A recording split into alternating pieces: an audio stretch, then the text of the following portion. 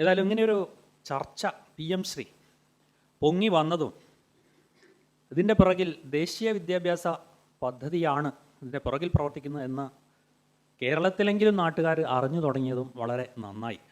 കാരണം എന്തെന്നാൽ ഞാൻ ഓൾ ഇന്ത്യ സേവ് എഡ്യൂക്കേഷൻ കമ്മിറ്റിയുടെ ഒരു സജീവ പ്രവർത്തകനാണ്. അതിൻ്റെ കോഴിക്കോട് ചാപ്റ്ററിൻ്റെ സെക്രട്ടറിയാണ്.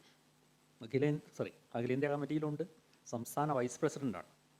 ഞങ്ങൾ ഈ കഴിഞ്ഞ കുറേ വർഷങ്ങളായി ശ്രമിച്ചുകൊണ്ടിരിക്കുന്നത് 1986 രാജീവ് ഗാന്ധി പുതിയ വിദ്യാഭ്യാസ നയം കൊണ്ടുവന്നത് മുതൽ 1986 അന്നാണ് ജസ്റ്റിസ് VR കൃഷ്ണയ്യരുടെ നേതൃത്വത്തിലാണ് ഈ മറ്റേ കൽക്കത്തയിലെ സുശീൽ കുമാർ മുഖർജി, ഡോക്ടർ NA കരീം എന്നിങ്ങനെയുള്ള അഭിമന്യരായ കുറേ ആളുകളുടെ നേതൃത്വത്തിലാണ് അന്ന് ഇതിനെതിരെ സമരം നടന്നത് 1986 ശേഷം. അന്നു മുതൽ ഈ all India save education committee വളരെ പ്രവർത്തന നിരതമാണ്. അന്ന് അങ്ങനെയൊരു കമ്മിറ്റി രൂപീകരിക്കാനും അതിൻ്റെ നേതൃത്വത്തിൽ സമരം കെട്ടിപ്പടുക്കാനുള്ള സാഹചര്യം എന്താ വെച്ചാൽ ആ നയത്തിൽ തന്നെ വിദ്യാഭ്യാസത്തിൻ്റെ വർഗീയവൽക്കരണത്തിനും വാണിജ്യവൽക്കരണത്തിനും ഒക്കെയുള്ള ബീജാവാപം, അതിൻ്റെ വിത്ത് നട്ടിട്ടുണ്ട്. അത് പക്ഷേ പല ആളുകൾക്ക് അറിഞ്ഞുകൂടാ, പല സംഗതികളുണ്ടായിരുന്നു. അതിനു മുമ്പും വിദ്യാഭ്യാസ കമ്മീഷൻ റിപ്പോർട്ടുകളും സംഗതികളൊക്കെ ഉണ്ടായിട്ടുണ്ട്. പക്ഷേ അതൊന്നും ഇത്രത്തോളം പിന്തിരിപ്പനായിരുന്നു 1986 നയത്തോളം പിന്തിരിപ്പനായിരുന്നിട്ടില്ല. നമ്മൾ കാര്യങ്ങളെ ഒരു വിശാലമായ പരിപ്രേക്ഷ്യത്തിൽ കാണുന്നതാണ് നല്ലതെന്ന് തോന്നുന്നു. കാരണം PM ശ്രീ മാത്രം ഇങ്ങോട്ട് എടുത്ത് ചർച്ച ചെയ്താൽ കാര്യങ്ങളെ മനസ്സിലാക്കുന്നതിൽ ഒരിത്തിരി ബുദ്ധിമുട്ട് കാണും. എന്താണ് PM ശ്രീയിൽ എത്തി നിൽക്കുകയാണ്. നമ്മളിപ്പം ഏറ്റവും ഒടുവിൽ കണ്ടത് PM ശ്രീയാണ് എന്നേ ഉള്ളൂ. അതിൻ്റെ പുറകിൽ ഒരുപാട് നീണ്ട ഒരു ചരിത്രമുണ്ട്. വികാസ ചരിത്രം എന്ന് പറഞ്ഞാൽ ഞാനതിനെ നല്ലൊരു ചരിത്രമായിട്ട് പറയുന്ന തുല്യമാവും. അതൊരു തരം പിന്തിരിപ്പത്തം അഴിഞ്ഞാടുന്നതിൻ്റെ ഒരു ചരിത്രമാണ്. ഞാനതിൻ്റെ വിശാലമായ പരിപ്രേക്ഷ്യത്തിൽ ആദ്യം ഒന്ന് കടക്കാം, ഒരിത്തിരി നേരം കേട്ടോ. എന്നെ ഇടയ്ക്കിടയ്ക്ക് ഒന്ന് ഓർമ്മിക്കണേ, സമയം എന്നൊക്കെ പറഞ്ഞ് എന്നെ ഒന്ന് ഇടയ്ക്ക് തോണ്ടുന്നതുകൊണ്ടൊന്നും കുഴപ്പമില്ല. ഈ അമേരിക്ക ഒരു വശത്തും അമേരിക്കയുടെ നേതൃത്വത്തിലുള്ള സാമ്രാജ്യ ചേരികൾ ഒരു വശത്തും മറുവശത്ത് സോഷ്യലിസ്റ്റ് ചേരിയും നിലനിന്നൊരു കാലഘട്ടം നമുക്കറിയാം. നമ്മളതിനെ ശീത സമരത്തിൻ്റെ കാലം എന്നൊക്കെയാണ് പറയുന്നത്. അന്ന് പക്ഷേ ലോകത്ത് ശീതസമരമായിരുന്നു. അതായത് വാർ ഓഫ് വേർഡ്സ്, അങ്ങനെ യുദ്ധം വരും എന്നൊക്കെയുള്ള ഒരവസ്ഥയാണ് ഉണ്ടായിരുന്നത്. വിയറ്റ്നാം യുദ്ധം നടന്നിട്ടുണ്ട്, വാസ്തവമാണ്. പക്ഷേ ആ വിയറ്റ്നാം യുദ്ധത്തിൽ അമേരിക്ക പരാജയപ്പെട്ടു. പക്ഷേ 1990-91 കാലഘട്ടത്തിൽ സോവിയറ്റ് യൂണിയൻ നിലംപതിച്ചു. അതിനുശേഷം ഈ ശാക്തിക ബന്ധങ്ങളിൽ ഒരു കാര്യമായ മാറ്റം വരികയാണ്. നമ്മളതിനെ ഏകധ്രുവ ലോകം എന്നൊക്കെ വിളിക്കാറുണ്ട് അല്ലേ. ഏതായാലും ഏകധ്രുവ ലോകം. അപ്പോൾ ആദ്യം അവർക്ക് ആയുധ വ്യാപാരം നടത്താനും യുദ്ധം വരുന്നു എന്നൊക്കെ പറഞ്ഞു നടക്കാനും ഒരു ചേരി അപ്പുറത്തുണ്ടായിരുന്നു. സോവിയറ്റ് യൂണിയൻ തകർന്നതോടുകൂടി ഇനിയിപ്പോൾ എന്തെങ്കിലും ഒന്ന് വേണം അവർക്ക്. ഈ ആയുധ വ്യാപാരി അമേരിക്കൻ സാമ്രാജ്യത്വം എന്ന് പറയുന്നത് ഈ ലോകത്തിലെ, ഞാൻ അങ്ങനെ തന്നെ അവർ പറയാൻ ഉദ്ദേശിച്ചു, ഈ ലോകത്തിലെ ജനങ്ങളുടെ ഏറ്റവും വലിയ ശത്രു ഏതാണെന്ന് വെച്ചാൽ എനിക്ക് ഒറ്റ ഉത്തരമേ ഉള്ളൂ, US സാമ്രാജ്യത്വം. അവരുടെ ആ അവർ വളർത്തിക്കൊണ്ടുവരുന്ന സാംസ്കാരിക അപജയവും ജീർണതയും. ഞാൻ USA പോയിട്ടുണ്ട്, അവിടെയൊക്കെ പറയാതിരിക്കാൻ ഭേദം, വിശദാക്കാൻ നേരമില്ല. ഏറ്റവും വലിയ ജനശത്രു. അവർക്ക് യുദ്ധങ്ങൾ വേണം, അവർക്ക് പ്രദേശങ്ങൾ വേണം, അവർക്ക് കുറേ ബില്യനേഴ്സ് ഉണ്ട്. മില്യനേഴ്സ് അല്ല, അതൊക്കെ ചെറിയ വാക്കാണ്. ബില്യനെയർ, ശതകോടീശ്വരൻ. അവർക്ക് പുതിയ സ്ഥലങ്ങൾ വെട്ടിപ്പിടിക്കണം. അവർക്ക് ഓരോ രാജ്യങ്ങളെ ആക്രമിച്ച് തങ്ങളോടൊപ്പം ചേർക്കണം, തങ്ങളുടെ ദല്ലാൾ ഭരണാധികാരികളെ അവിടെ സ്ഥാപിക്കണം. അപ്പോൾ ഇങ്ങനൊരു കാര്യമാണ് ഇവിടെ നടക്കുന്നത്. ഇതൊക്കെ നിങ്ങൾക്ക് അറിയാവുന്ന കാര്യമാണ്. ഏകധ്രുവ ലോകം, ഞാനൊരു പശ്ചാത്തലമാണ് പറയുന്നത്. യുദ്ധങ്ങൾ വേണം. പക്ഷേ സോവിയറ്റ് യൂണിയൻ ഇല്ലാതായതോടുകൂടി ഇവർക്ക് എന്തെങ്കിലും ഒന്നും എതിർവശം ഉണ്ടായില്ലല്ലോ. ഒരു അപരത്വം, നമ്മൾ ഈയിടെ കൂടുതലായിട്ട് ഉപയോഗിക്കുന്ന ഒരു വാക്കാണ് അപരത്വം. അപരത്വം എന്ന് പറഞ്ഞാൽ ഞാനൊരു ഗുണ്ടയാണ്, അപ്പോൾ എനിക്ക് ആരെങ്കിലുമൊക്കെ വേണം ഒന്ന് തല്ലാൻ. പരിസരത്ത് ആരെങ്കിലുമൊക്കെ എന്തായാലും എനിക്ക് എൻ്റെ ആയുധം പ്രയോഗിക്കാനും ഞാനൊരു ശക്തിമാനാണെന്ന് കാണിക്കാൻ പറ്റും. അപ്പോൾ അതിന് അവർ പലതും കണ്ടെത്തുന്നുണ്ട്. ഒന്ന് സായുധമായിട്ട്, രാഷ്ട്രീയമായിട്ട്. ആത്യന്തികമായിട്ട് സമ്പത്തും അധികാരവും തന്നെയാണ് ഇതിൻ്റെ അടിത്തട്ടിലെ പ്രശ്നം. പക്ഷെ അവർ പല മേഖലകളിലും ഓരോന്ന് എടുത്ത് പ്രയോഗിക്കുന്നു, ഓരോ ആയുധങ്ങളെടുത്ത് പ്രയോഗിക്കുന്നുണ്ട്. അതിലൊന്നാണ് ഇസ്ലാമോഫോബിയ. അവർ ഇത്തരം ഈ മിഡിൽ ഈസ്റ്റിലും അല്ലാതെയും പല രാജ്യങ്ങളിലുണ്ട്. പക്ഷേ അതിൽ ഏറ്റവും പ്രധാനമായിട്ട് ഉപയോഗിക്കുന്ന ഒരു സംഗതിയാണ് ഇസ്ലാമോഫോബിയ. ഇവർ ഭീകരന്മാരാണ്, ഇവർ ശത്രുക്കളാണ്, ഇവർ തീവ്രവാദികളാണ്, ഇവരെ നശിപ്പിക്കുക. നമുക്കറിയാം, ഇതിൻ്റെ ചരിത്രമൊക്കെ നമുക്കറിയാം. സിറിയയിലും കടൽ ഗദ്ദാഫിയെ തോൽപ്പിച്ചതും അഫ്ഗാനിസ്ഥാനിലും ഇതിൻ്റെ ചരിത്രം ഞാൻ പറയുന്നില്ല. അപ്പോൾ ഇവർക്കൊരു അപരത്വം വേണം, എന്തെങ്കിലും ഒന്ന് എടുത്തു കാണിക്കാൻ. ഇവരുടെ ഉദ്ദേശം ഒന്നാണ്, ഒന്ന് ആളുകൾ സംഘടിക്കരുത്, തൊഴിലാളികൾ സംഘടിക്കരുത്, വിദ്യാർത്ഥികൾ സംഘടിക്കരുത്, യുവാക്കൾ സംഘടിക്കരുത്. ഇതിന് അനുസരിച്ചുള്ള ഒരു കൾച്ചർ ഉണ്ടാക്കിയെടുക്കണം, ഒരു സംസ്കാരം. ആ കൾച്ചർ ഉണ്ടാക്കിയെടുക്കാൻ അവർ പല പല തന്ത്രങ്ങൾ ഉപയോഗിക്കുന്നുണ്ട്. രാഷ്ട്രീയ തന്ത്രങ്ങൾ ഉപയോഗിക്കുന്നുണ്ട്, സാംസ്കാരിക തന്ത്രങ്ങൾ ഉപയോഗിക്കുന്നുണ്ട്. ആ സാംസ്കാരിക തന്ത്രങ്ങളിൽ ഒന്നിൻ്റെ പേരാണ് പോസ്റ്റ് മോഡേണിസം. നിങ്ങൾ കേട്ട് കാണും, സാർ കേട്ടിട്ടുണ്ട് അല്ലേ? പോസ്റ്റ് മോഡേണിസം, ഉത്തരാധുനികത എന്ന് പറയും. അതിന് കുറേ അതിൻ്റെതായിട്ടുള്ള അതിൻ്റെ കൾച്ചറും അതിൻ്റെ കൾച്ചറൽ ലോജിക് എന്നൊക്കെയാണ് പറയുന്നത്. അത് വിശദീകരിക്കാൻ സമയമില്ല. അതൊക്കെ വിശദീകരിക്കുകയാണെങ്കിൽ ഒരു ഒന്നൊന്നര മണിക്കൂറെങ്കിലും എടുക്കേണ്ടി വരും. ഏതായാലും ഈ 90-കൾക്ക് ശേഷം വീണ്ടും നമ്മൾ സാമ്പത്തിക രംഗത്തും സാങ്കേതിക വിദ്യയുടെ രംഗത്തും കണ്ട ചില മാറ്റങ്ങൾ നമ്മൾ ശ്രദ്ധിക്കണം. ഒന്ന്, മൂലധനാധിക്യ വ്യവസായങ്ങളില്ല. ക്യാപിറ്റൽ ഇൻറ്റൻസീവ് എന്ന് പറയും. ലേബർ ഇൻറ്റൻസീവ് വ്യവസായങ്ങളില്ല. അതായത് ഒരുപാട് തൊഴിലാളികളെ, പണ്ടൊക്കെ ഹെവി ഇലക്ട്രിക്കൽസ് എന്നൊക്കെ പറഞ്ഞ് വലിയ വലിയ കമ്പനികൾ ആയിരക്കണക്കിന്, ചാപ്ലിൻ്റെ ചില സിനിമകളിലൊക്കെ കാണും, ആയിരക്കണക്കിന് ആളുകൾ അടുമാടുകളെ പോലെ ഗേറ്റ് കടന്നുപോയി. അവിടെയൊക്കെ ഈ ഫോർഡ് കമ്പനിയിലൊക്കെ ഒരുപാട് ചക്രം തിരിച്ച്, അല്ലെങ്കിൽ സ്പാനർ തിരിച്ച്, മോഡേൺ ടൈംസ് എന്ന സിനിമയിലുണ്ട്. അതൊക്കെ ഇങ്ങനെ തിരിച്ച് അവസാനം ഇത് എടുത്തു കഴിഞ്ഞാൽ അവസാനം ഭ്രാന്തായി പോകുന്നൊരവസ്ഥ. ആ ലേബർ ഇൻറ്റൻസീവ് എന്നുള്ള അവസ്ഥയിൽ നിന്നും പോയി ക്യാപിറ്റൽ ഇൻറ്റൻസീവായി വ്യവസായങ്ങളൊക്കെ. അതായത് മൂലധന ആധിക്യം, തൊഴിലാളികൾ കുറച്ച് മതി, മൂലധനം കൂടുതൽ വേണം. പണ്ട് അങ്ങനെ ആയിരുന്നില്ല, ആളുകൾ ഒരുപാട് വേണമായിരുന്നു. അത് ആ ഒരവസ്ഥ വന്നു. പ്രൊഡക്ഷൻ ഓറിയൻറ്റഡ് അല്ല ഇപ്പോൾ, പ്രൊഡക്ഷൻ സെക്ടർ അല്ല ഇപ്പോൾ കൂടുതൽ. ഇപ്പോൾ ഏറ്റവും കൂടുതൽ സർവീസാണ്, ഇൻഷുറൻസ്, ഡിജിറ്റൽ മാർക്കറ്റിംഗ്, അത് ഇത് ഓൺലൈൻ വ്യാപാരങ്ങൾ. അപ്പോൾ ഈ കമ്പനികൾക്ക് ഓല, മറ്റേ തരം യൂബർ, ഇവർക്കൊക്കെ സ്വന്തമായി കാറുകളുണ്ടോ? എനിക്ക് സംശയമാണ്. ഓൺലൈൻ വ്യാപാരമാണ്. നിങ്ങൾ ഒരു ഹോട്ടൽ ബുക്ക് ചെയ്യാൻ നോക്കിയാൽ ഒരുപാട് ബുക്കിംഗ് കമ്പനി ഏജൻസ് ഉണ്ട്. Booking, Aguada, make my trip, ഇവർക്കൊക്കെ ഹോട്ടലുകളുണ്ടോ? അവർക്കൊന്നുമില്ല. ഇവരൊരു നെറ്റ്വർക്കിംഗ് ആണ്. Service sector. സോഷ്യൽ മീഡിയ വന്നു, പറയേണ്ട ആവശ്യമില്ലല്ലോ. സോഷ്യൽ മീഡിയ, ഇൻ്റർനെറ്റ് വന്നു. മൊബൈൽ ആപ്പുകളിലൂടെ സാധിക്കാത്ത ഒന്നുമില്ല. ഇങ്ങനെയൊക്കെ വന്ന് AI-യിലെത്തി നിൽക്കും നമ്മൾ. ഇതൊക്കെ ലോകത്ത് വന്ന കാര്യമായ മാറ്റങ്ങളാണ്. സാങ്കേതിക രംഗത്ത് വന്ന മാറ്റങ്ങളാണ്. ഇതൊക്കെ മനുഷ്യനെ വല്ലാതെ ഇൻഡിവിജ്വലിസ്റ്റിക് ആക്കുകയും, അതായത് വ്യക്തി കേന്ദ്രിതമാക്കുകയും, ലാഭം പരമാവധി അടിക്കാൻ സാധിക്കും എന്നൊക്കെയുള്ള ഒരു ത്വര, ക്രിപ്റ്റോ കറൻസി, ഇങ്ങനെയൊക്കെ പറഞ്ഞ് ഒരു ത്വര മനുഷ്യൻ്റെ കൾച്ചറിനെ തന്നെ വല്ലാതെ. സെൽഫികളുടെ കാലം.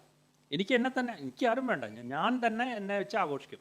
സെൽഫികൾ എടുക്കുന്നു, മനസ്സിലായാലോ? എനിക്ക് എൻ്റെ ഫോണുണ്ട്, എനിക്ക് ഞാൻ എൻ്റെ ഏറ്റവും അടുത്ത ആൾ ഇവിടെ വന്നിട്ടുണ്ടാവും, പക്ഷേ ഞാൻ നോക്കുന്ന എൻ്റെ മൊബൈലിൽ മറ്റേതോ ഒരാളെയാണ്, ഞാൻ കാണാത്ത ഏതോ ഒരാളെ നോക്കിയിരിക്കുകയാണ്. അപ്പോൾ നമ്മുടെ കൾച്ചറൊക്കെ ഇങ്ങനെ വല്ലാതെ മാറുന്നു. പോസ്റ്റ് മോഡേണിസം കഴിഞ്ഞ പോസ്റ്റ് ട്രൂത്ത് എന്നൊരു അവസ്ഥയുണ്ട്. പോസ്റ്റ് ട്രൂത്ത് ഇവിടെ ഇരിക്കുന്ന ആരെങ്കിലും കേട്ടിട്ടുണ്ടോ? പോസ്റ്റ് ട്രൂത്ത്, സത്യാനന്തര കാലഘട്ടം.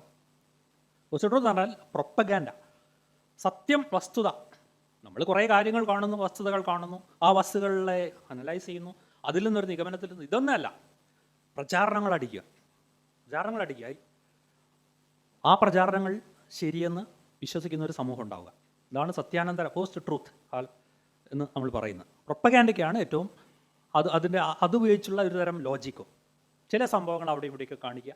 കണ്ടില്ലേ ഹിന്ദുക്കൾ ആക്രമിക്കപ്പെടുന്നു, കണ്ടില്ലേ ഇവർ ചെയ്യുന്നു എന്ന് പറഞ്ഞ 4 വീഡിയോ ക്ലിപ്പ് അവിടെ ഇവിടെ കാണിച്ചാൽ അതാണ് ശരി എന്ന് നമ്മൾ വിശ്വസിക്കുന്ന ഒരു ഘട്ടം.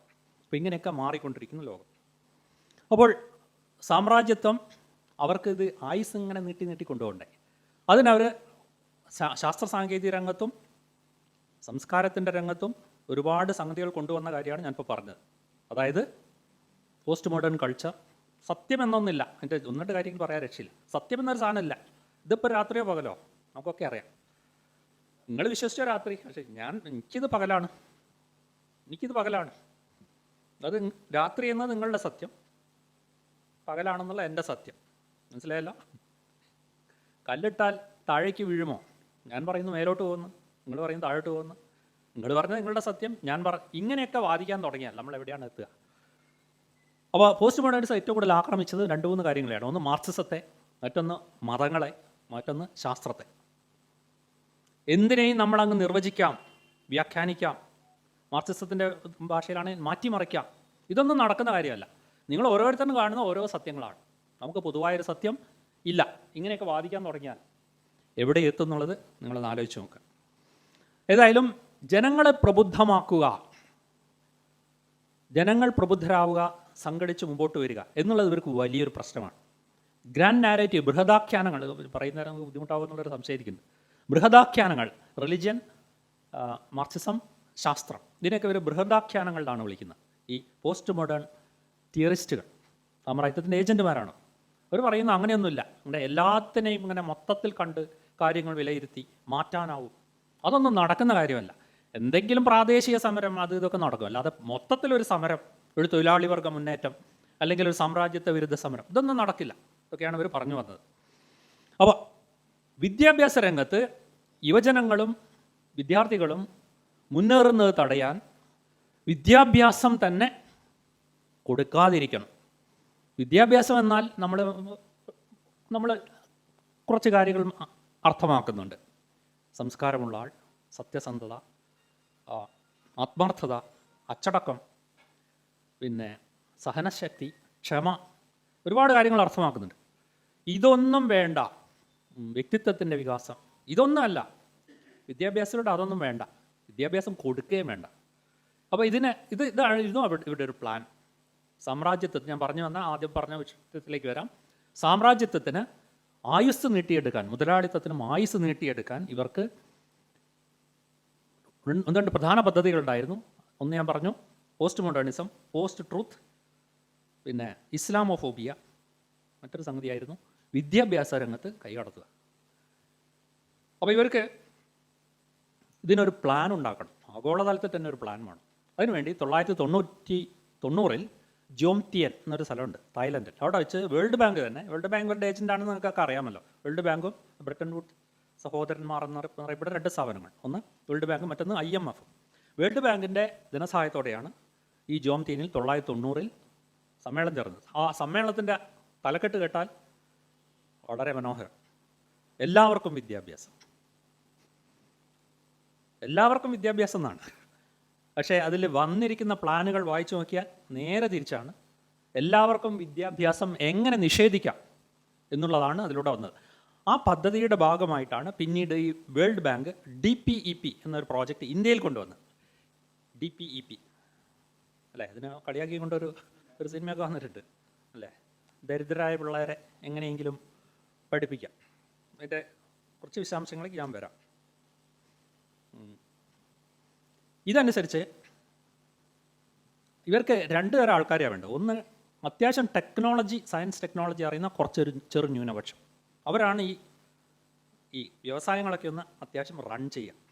പിന്നെ ആവശ്യമുള്ളത് കുറച്ച് മാത്രം സാക്ഷരതയുള്ള,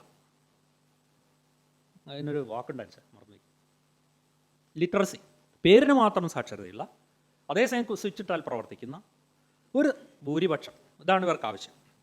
1000 രൂപത്തിലുള്ള ഒരു വിദ്യാഭ്യാസം അത് കൊടുക്കണമായിരുന്നു. പ്രൈമറി എഡ്യൂക്കേഷൻ ഇൻ ഇന്ത്യ എന്നൊരു പേരിൽ ഒരു പുസ്തകം വേൾഡ് ബാങ്ക് ഇറക്കിയിട്ടുണ്ട്. അതിൽ ഇതിൻ്റെ തിയറികളൊക്കെ മിക്കവാറും നിങ്ങൾക്ക് കാണാവുന്നതാണ്. ആ DPEPയുടെ സിദ്ധാന്തങ്ങൾ ഇവിടെ ഇരിക്കുന്ന കുറച്ച് പേർക്കെങ്കിലും അറിയാം എന്നാണ് എനിക്ക് തോന്നുന്നത്. DPEP കളിയിലൂടെ പഠനം, ഇരുന്ന് അതൊന്നും വേണ്ട, കളിയിലൂടെ പഠിക്കുക. മൊത്തം അങ്ങ് കളിയായിപ്പോയി. ആന നടത്തം, തവളച്ചാട്ടം, സാമ്പാർ ഉണ്ടാക്കുന്ന രഹസ്യം വീട്ടിൽ പോയി കൊണ്ടുവരിക, ചെറുപയർ മുളപ്പിച്ച് നോക്കുക. നമ്മളും ചെറുപ്പത്തിലൊക്കെ ചെറുപയർ മുളപ്പിക്കുകയും കാണുകയൊക്കെ ചെയ്തിട്ടുണ്ട്. പക്ഷേ ഇത് മൊത്തം ഒരു തരം കളിയിലൂടെ പഠിക്കാവൂ. കാരണം കുട്ടിക്ക് വേദനിക്കും. അങ്ങനെ ചില കാര്യങ്ങൾ പറയുന്ന കേട്ടാൽ നമുക്ക് തോന്നും, അയ്യോ ഇതൊക്കെ പറയുന്നത് ശരിയല്ലെന്ന് തോന്നിപ്പോകും. മനോഹരമായ പദങ്ങളിൽ അവർ ഇങ്ങനെ ഷുഗർ കോട്ടഡ് ഫ്രേസസ് എന്ന് പറയാം. അതിലിങ്ങനെ കുട്ടിക്ക് പീഡനം, കുട്ടിയങ്ങൾ തല്ലുന്നു. നമ്മൾ ജനാധിപത്യം വളർന്നുകൊണ്ടിരിക്കുന്ന ഒരു നാട്ടിലാണ് നമ്മൾ ജീവിക്കുന്നത്. അപ്പോൾ അടിയുടെ കാര്യത്തിലും ശിക്ഷണത്തിൻ്റെ കാര്യത്തിലൊക്കെ കാലം ചെല്ലുന്തോറും എന്തായാലും കുറച്ച് മാറ്റങ്ങൾ വരാതിരിക്കില്ല. എന്തായാലും വരും. ഇവർ പറഞ്ഞു കളിയിലൂടെ പഠനം എന്ന് ഞാൻ ഓടിച്ചു പോവുകയാണ്. പഠിപ്പിക്കേണ്ടതില്ല, കുട്ടി തനിയെ പഠിച്ചുകൊള്ളും. കേട്ടിട്ടുണ്ടോ? മലയാള മനോരമ അല്ലെങ്കിൽ മാതൃഭൂമിയൊക്കെ നമ്മളിങ്ങനെ വീട്ടിൽ പറയുമല്ലോ, അപ്പോൾ ഒരു പത്രം വന്നു കഴിഞ്ഞാൽ കുട്ടി ഊഹിച്ച് വായിച്ചോളൂ, ഇത് മലയാള മനോരമ എന്നാണ് പഠിപ്പിക്കേണ്ടത്. അത് അങ്ങനെയാണ് തറപറ തല പന അതൊക്കെ പോയത്. നമ്മുടെ അക്ഷരപഠ ഇതൊക്കെ എന്തെല്ലാം പറയാണ്ട് കഥകൾ അല്ലേ. അക്ഷരം വേൾഡ് ബാങ്ക് പദ്ധതി 1996 വന്നത്. 20 കൊല്ലം കഴിഞ്ഞിട്ടാണ് ഈ സേവ് എഡ്യൂക്കേഷൻ കമ്മിറ്റി അന്നേ വിളിച്ചു പറയുന്നുണ്ട് ഞങ്ങൾക്ക് ആളുകൾ വേണ്ടത്ര ഇല്ല എന്നുള്ളതായിരുന്നു ഞങ്ങളുടെ ഒരു പ്രശ്നം. ഇവിടെ പഠിപ്പിക്കില്ല അക്ഷരമില്ല എന്ന്. പക്ഷേ ഏതോ ഒരു ബിഷപ്പ് നമ്മുടെ എം.എൻ. കാരശ്ശേരിയോട് പറഞ്ഞു, ഇതാ സാറേ ഇങ്ങനെ മാഷ് ഇങ്ങനെ സംഭവം ഉണ്ട് കേട്ടോ. എം.എൻ. കാരശ്ശേരി ഈ സത്യം വിളിച്ചു പറഞ്ഞു, വർഷങ്ങളായിട്ട് ഇവിടെ ഇല്ല. അപ്പോഴാണ് നാട്ടുകാർ മനസ്സിലാക്കുന്നത് നമ്മുടെ സ്കൂളിൽ അക്ഷരപഠനം ഇല്ല എന്ന്. അധ്യാപകൻ ശിക്ഷിക്കരുതെന്നുള്ള അഭിപ്രായം നമുക്കുണ്ട്. പക്ഷെ ശിക്ഷണം പാടില്ല എന്ന് പറഞ്ഞാൽ ശിക്ഷണവും തമ്മിലൊരു വ്യത്യാസമുണ്ട്. ശിക്ഷിക്കുക എന്ന് പറഞ്ഞാൽ അടിക്കുക, നുള്ളുക, ഉന്തുക, പുറത്താക്കുക, അതൊക്കെ ശിക്ഷയാണ്. ശിക്ഷണം എന്ന് പറഞ്ഞാൽ ചില കാര്യങ്ങളെ നിഷ്കർഷിക്കുന്നതിനാണ് ശിക്ഷണം എന്ന് പറയാം. നാളെ 10 വരെയുള്ള ഗുണദോഷം പഠിച്ചു വന്നേ പറ്റൂ, അത് പഠിക്കേണ്ടത് ആവശ്യമാണ്. കുട്ടി പഠിച്ചു വരുന്നു, അത് ശിക്ഷണത്തിൻ്റെ ഭാഗമാണ്, അത് ശിക്ഷയല്ല അല്ലേ. ശിക്ഷണം തമ്മിലുള്ള ഈ വ്യത്യാസം നമ്മൾ മനസ്സിലാക്കിയിരിക്കണം. വിദ്യാഭ്യാസം തൊഴിലധിഷ്ഠിതമാകണം. കുട്ടികളെ ചെറുപ്പത്തിലെ എന്തെങ്കിലുമൊക്കെ, അപ്പോൾ അധ്യാപകൻ നേരത്തെ പറഞ്ഞു തന്നു വിട്ട് ഫെസിലിറ്റേറ്ററാണ് അധ്യാപകൻ. അതോറിറ്റേറിയൻ അല്ല, ഇരിക്കടാ അവിടെ, എണീക്കടാ, പുറത്തു പോ, അതോറിറ്റേറിയൻ അല്ല. മറിച്ച് അധ്യാപകൻ എന്താവുന്നു? ഫെസിലിറ്റേറ്റർ, ഒരു സഹായി, കുട്ടികളോടൊപ്പം ചാടുന്ന, കുട്ടികളോടൊപ്പം കളിക്കുന്ന, കുട്ടികളൊരു സുഹൃത്ത്, ഫെസിലിറ്റേറ്റ് ചെയ്യുക. അപ്പോൾ ടീച്ചിങ് പോയി, ആ പറഞ്ഞാൽ ചുരുക്കം. നോ ടീച്ചിങ് നോ ലേണിംഗ് ആണ് ചുരുക്കം. അപ്പോൾ അധ്യാപകൻ്റെ റോള് പോയി. അധ്യാപകൻ്റെ പണി എന്താണ് എന്നുള്ള ചോദ്യമുണ്ട്. പഠിപ്പിക്കേണ്ടതില്ല, സ്വയം പഠിച്ചോളൂ. വിദ്യാഭ്യാസം തൊഴിലധിഷ്ഠിതമാണ്. അതായത് ഒരു സ്കൂൾ ഉണ്ടെങ്കിൽ അവിടുത്തെ പ്രാദേശിക തൊഴിലൊക്കെ തൊട്ടടുത്തൊക്കെ കൊട്ട മടയുന്നുണ്ടെങ്കിൽ കുട്ടികൾ സ്കൂളിൽ വന്നിട്ട് എന്ത് പഠിക്കുക? കൊട്ട മടയുന്നത് പഠിക്കുക. കൊട്ട മടയുന്നത് പഠിക്കാനാണോ സ്കൂളിൽ വരുന്നത്? വിദ്യാഭ്യാസം തൊഴിലധിഷ്ഠിതമാക്കുക. നിങ്ങൾ എത്ര പേര് ഈ ആശയത്തോട് യോജിക്കുമെന്ന് എനിക്ക് അറിഞ്ഞൂടാ. വിദ്യാഭ്യാസം തൊഴിൽ അധിഷ്ഠിതമാകരുത് എന്നാണ് ഈ സേവ് എഡ്യൂക്കേഷൻ കമ്മിറ്റിയുടെ വളരെ സുചിന്തിതമായ, വളരെ വ്യക്തമായ അഭിപ്രായം. കാരണം വിദ്യാഭ്യാസത്തിൻ്റെ ലക്ഷ്യം തൊഴിലല്ല. തിന്നാനല്ലല്ലോ ജീവിക്കാൻ വേണ്ടി തിന്നല്ലേ അല്ലേ? ലളിതമായിട്ട് അങ്ങനെ പറയാമല്ലോ. വിദ്യാഭ്യാസത്തിൻ്റെ ലക്ഷ്യം തൊഴിലല്ല. വിദ്യാഭ്യാസത്തിൻ്റെ ലക്ഷ്യം നല്ല വ്യക്തികളെ, നല്ല പൗരന്മാരെ, ഞാൻ നേരത്തെ പറഞ്ഞ ഗുണഗണങ്ങളോടുകൂടിയ വ്യക്തികളെ സൃഷ്ടിക്കുക എന്നുള്ളതാണ്. അപ്പോൾ പിന്നെ വിദ്യാഭ്യാസം തൊഴിലധിഷ്ഠിതമാകുന്നത് എങ്ങനെ? പക്ഷെ ഞാനിപ്പോൾ പറയുന്ന നേരം നിങ്ങളിൽ പലരും ചോദിക്കുന്നുണ്ടാവും, ഇയാൾ എന്താ പറയുന്നത്? പലരും പറയുന്നത് വിദ്യാഭ്യാസം തൊഴിലധിഷ്ഠിതമാവണമെന്നാണല്ലോ. ഞാൻ പറഞ്ഞത് വിദ്യാഭ്യാസവും തൊഴിൽ തമ്മിൽ ബന്ധം വേണ്ട എന്നല്ല. 10ാം ക്ലാസ് വരെയെങ്കിലും, അതായത് 15 വയസ്സ് വരെയെങ്കിലും കുട്ടികൾക്ക് വേണ്ടത് പൊതുവിജ്ഞാനമാണ്. ശാസ്ത്രം, ഗണിതം, ഭാഷ, ചരിത്രം, ഇതിലൊക്കെയുള്ള അടിസ്ഥാന ധാരണയാണ് ആദ്യം വേണ്ടത്. ഉളിയും മറ്റേ സാധനങ്ങളും സാനറും പ്ലയറും ഒക്കെ എടുത്തു കൊടുക്കുന്നത് പിന്നീട് 10ാം ക്ലാസ്സിനെങ്കിൽ ശേഷം. അതിന് നമുക്കിവിടെ ITIയും പോളിടെക്നിക്കും, ഇനി അതിലും വലിയ പഠനമാണ് എഞ്ചിനീയറിംഗ് കോളേജസ് ഒക്കെ ഉണ്ടല്ലോ. അപ്പോൾ യഥാർത്ഥത്തിൽ അതിനെ വിളിക്കേണ്ടത് സാങ്കേതിക വിദ്യാഭ്യാസം എന്നാണ്. ഇതൊക്കെ ഇവിടെ ആളുകൾ വളരെ കൺഫ്യൂഷൻ ഉണ്ടാക്കുന്ന പല അക്കാദമിഷ്യന്മാരും, ബൂർഷ്വ അക്കാദമിഷ്യന്മാർ വളരെ വലിയ കൺഫ്യൂഷൻ ഉണ്ടാക്കുന്നത്. അതിനെ തൊഴിലധിഷ്ഠിതം വിളിക്കും. അത് തൊഴിലധിഷ്ഠിതമല്ല, അത് സാങ്കേതിക വിദ്യാഭ്യാസമാണ്. മനസ്സിലായില്ലേ? ITIയും പോളിയും എഞ്ചിനീയറിംഗ് കോളേജും തൊഴിലധിഷ്ഠിത വിദ്യാഭ്യാസം അല്ല, മറിച്ച് സാങ്കേതിക വിദ്യാഭ്യാസം എന്ന് വിളിക്കണം. തൊഴിലധിഷ്ഠിത വിദ്യാഭ്യാസം എന്ന് പറയുന്നത് കുഞ്ഞുനാളിലെ കുട്ടികളെ, ഇപ്പോൾ ഈ DPP ഒക്കെ പറയുന്ന പോലെ, NEP പറയുന്ന പോലെ, കുഞ്ഞുനാളിലെ കുട്ടികളെ, ഇപ്പോൾ പുതിയ NEP വന്നിട്ടുണ്ടല്ലോ, അതിലൊക്കെ പറയുന്നത് കൊച്ചുനാളിലെ കുട്ടികളെ തോട്ടം ഉണ്ടാക്കാൻ പഠിപ്പിക്കുക, നിറ്റിങ് പഠിപ്പിക്കുക, എംബ്രോയിഡറി പഠിപ്പിക്കുക, പിന്നെ ഇതുപോലത്തെ കലം. ഇതൊന്നും സ്കൂളിൽ വെച്ച് പഠിക്കേണ്ട സംഗതികളല്ല. ആവാം. ഇപ്പം എൻ്റെ കാലത്ത് ഞാനൊക്കെ ഈ ക്രാഫ്റ്റ് പഠിച്ചിട്ടുണ്ട്. ആഴ്ചയിൽ ഒരു അവർ ക്രാഫ്റ്റിനാണ്. നിങ്ങൾ പലരും പഠിച്ചിട്ടുണ്ടോ അല്ലേ? അതെ, നെയ്യുന്ന, പിന്നെ പെൺകുട്ടിയൊക്കെ അതെ കൈവേല എന്നാണ് പറയാം. ക്രാഫ്റ്റ് എന്ന് പറയും, ഇംഗ്ലീഷിൽ ക്രാഫ്റ്റ് എന്ന് പറയും, ഇത് കൈവേല എന്ന് പറയും. അതൊരു കുഴപ്പമില്ല, കാരണം അത് ഊന്നൽ അതിലല്ലല്ലോ. കളിക്കാനുള്ള പീരീഡ് ഉണ്ടാവും, അതിനർത്ഥം മൊത്തം കളിയാണെന്നല്ലല്ലോ. ആ പീരീഡല്ലേ നമ്മൾ കളിക്കുന്നുള്ളൂ. ഇതങ്ങനെയല്ല. സിലബസിൽ കരിക്കുലത്തിൻ്റെ ഒരു പ്രധാന ഭാഗം, പ്രധാന ഉദ്ദേശം തന്നെ തൊഴിൽ പഠിപ്പിക്കുക എന്നുള്ളതാണ്. അതിലൂടെ തൊഴിലില്ലായ്മ പരിഹരിക്കാൻ പറ്റുമോ? ആരെങ്കിലും അങ്ങനെ ചെയ്തിട്ടുണ്ടെങ്കിൽ ഞാൻ പറയുന്നു, ഞാനത് വിയോജിക്കുന്നു, പരിഹരിക്കാൻ പറ്റില്ല. തൊഴിലില്ലായ്മയുടെ പ്രശ്നം അല്ലെങ്കിൽ തൊഴിലില്ലായ്മയുടെ പരിഹാരം നമ്മൾ തേണ്ടത് സാമ്പത്തിക വ്യവസ്ഥയിലാണ്, രാഷ്ട്രീയ നയങ്ങളിലാണ്. വ്യവസായവൽക്കരണം വരണം, എങ്കിലേ തൊഴിലുണ്ടാവുള്ളൂ. വ്യവസായവൽക്കരണം നടത്താതെ രാജ്യം അഭിവൃദ്ധിപ്പെടുമോ? സാമ്പത്തിക നില മെച്ചപ്പെടുമോ? ഈ പഠിച്ചവരൊക്കെ എങ്ങോട്ടാണ് പോവുക? അവർക്ക് ആരാ കൂലി കൊടുക്കുക? ഇങ്ങനെയൊക്കെയുള്ള പ്രശ്നങ്ങളുണ്ട്. മനഃപ്പാഠം പഠിക്കേണ്ട, ഗുണഘോഷപ്പട്ടി പഠിക്കേണ്ട, ഇങ്ങനെ നിരവധിയായ സർക്കാരിന് ബാധ്യത. ഇതാണ് ഇതിലെ ഏറ്റവും പ്രധാനപ്പെട്ട സംഗതി. ഞാൻ DPP-യെ കുറിച്ചാണ് പറയുന്നത് കേട്ടോ.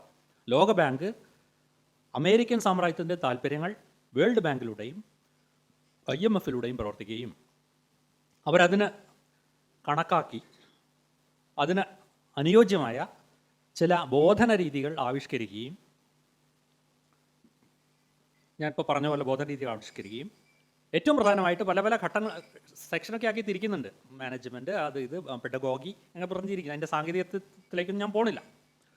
ഏറ്റവും പ്രധാനമായിട്ട് അവർ പറഞ്ഞത് അതിൻ്റെ നടത്തിപ്പാണ്, മാനേജ്മെൻറ്റ്. മാനേജ്മെൻറ്റ് പറഞ്ഞാൽ സെൽഫ് മാനേജ്മെൻറ്റാണ്. അതായത് അധികാര വികേന്ദ്രീകരണത്തിലേക്ക് പോവുക. അധികാര വികേന്ദ്രീകരണം എന്ന് പറഞ്ഞാൽ കേന്ദ്ര സർക്കാർ ഫണ്ടൊന്നും കൊടുക്കില്ല, സംസ്ഥാന സർക്കാരും കൊടുക്കില്ല. എല്ലാം ഓരോ വിദ്യാലയവും അതിനു വേണ്ട റിസോഴ്സസ്, ധനസമാഹരണം തനതായ നിലയിൽ നടത്തുക. പഞ്ചായത്തുകൾക്ക് അതിൻ്റെ അധികാരം കൊടുക്കുക. പഞ്ചായത്ത് പ്രസിഡന്റ് വന്ന് അല്ലെങ്കിൽ വാർഡ് മെമ്പർ വന്നിട്ട് സ്കൂളിൽ വന്നിട്ട് കാര്യങ്ങൾ മാനേജ് ചെയ്യുക.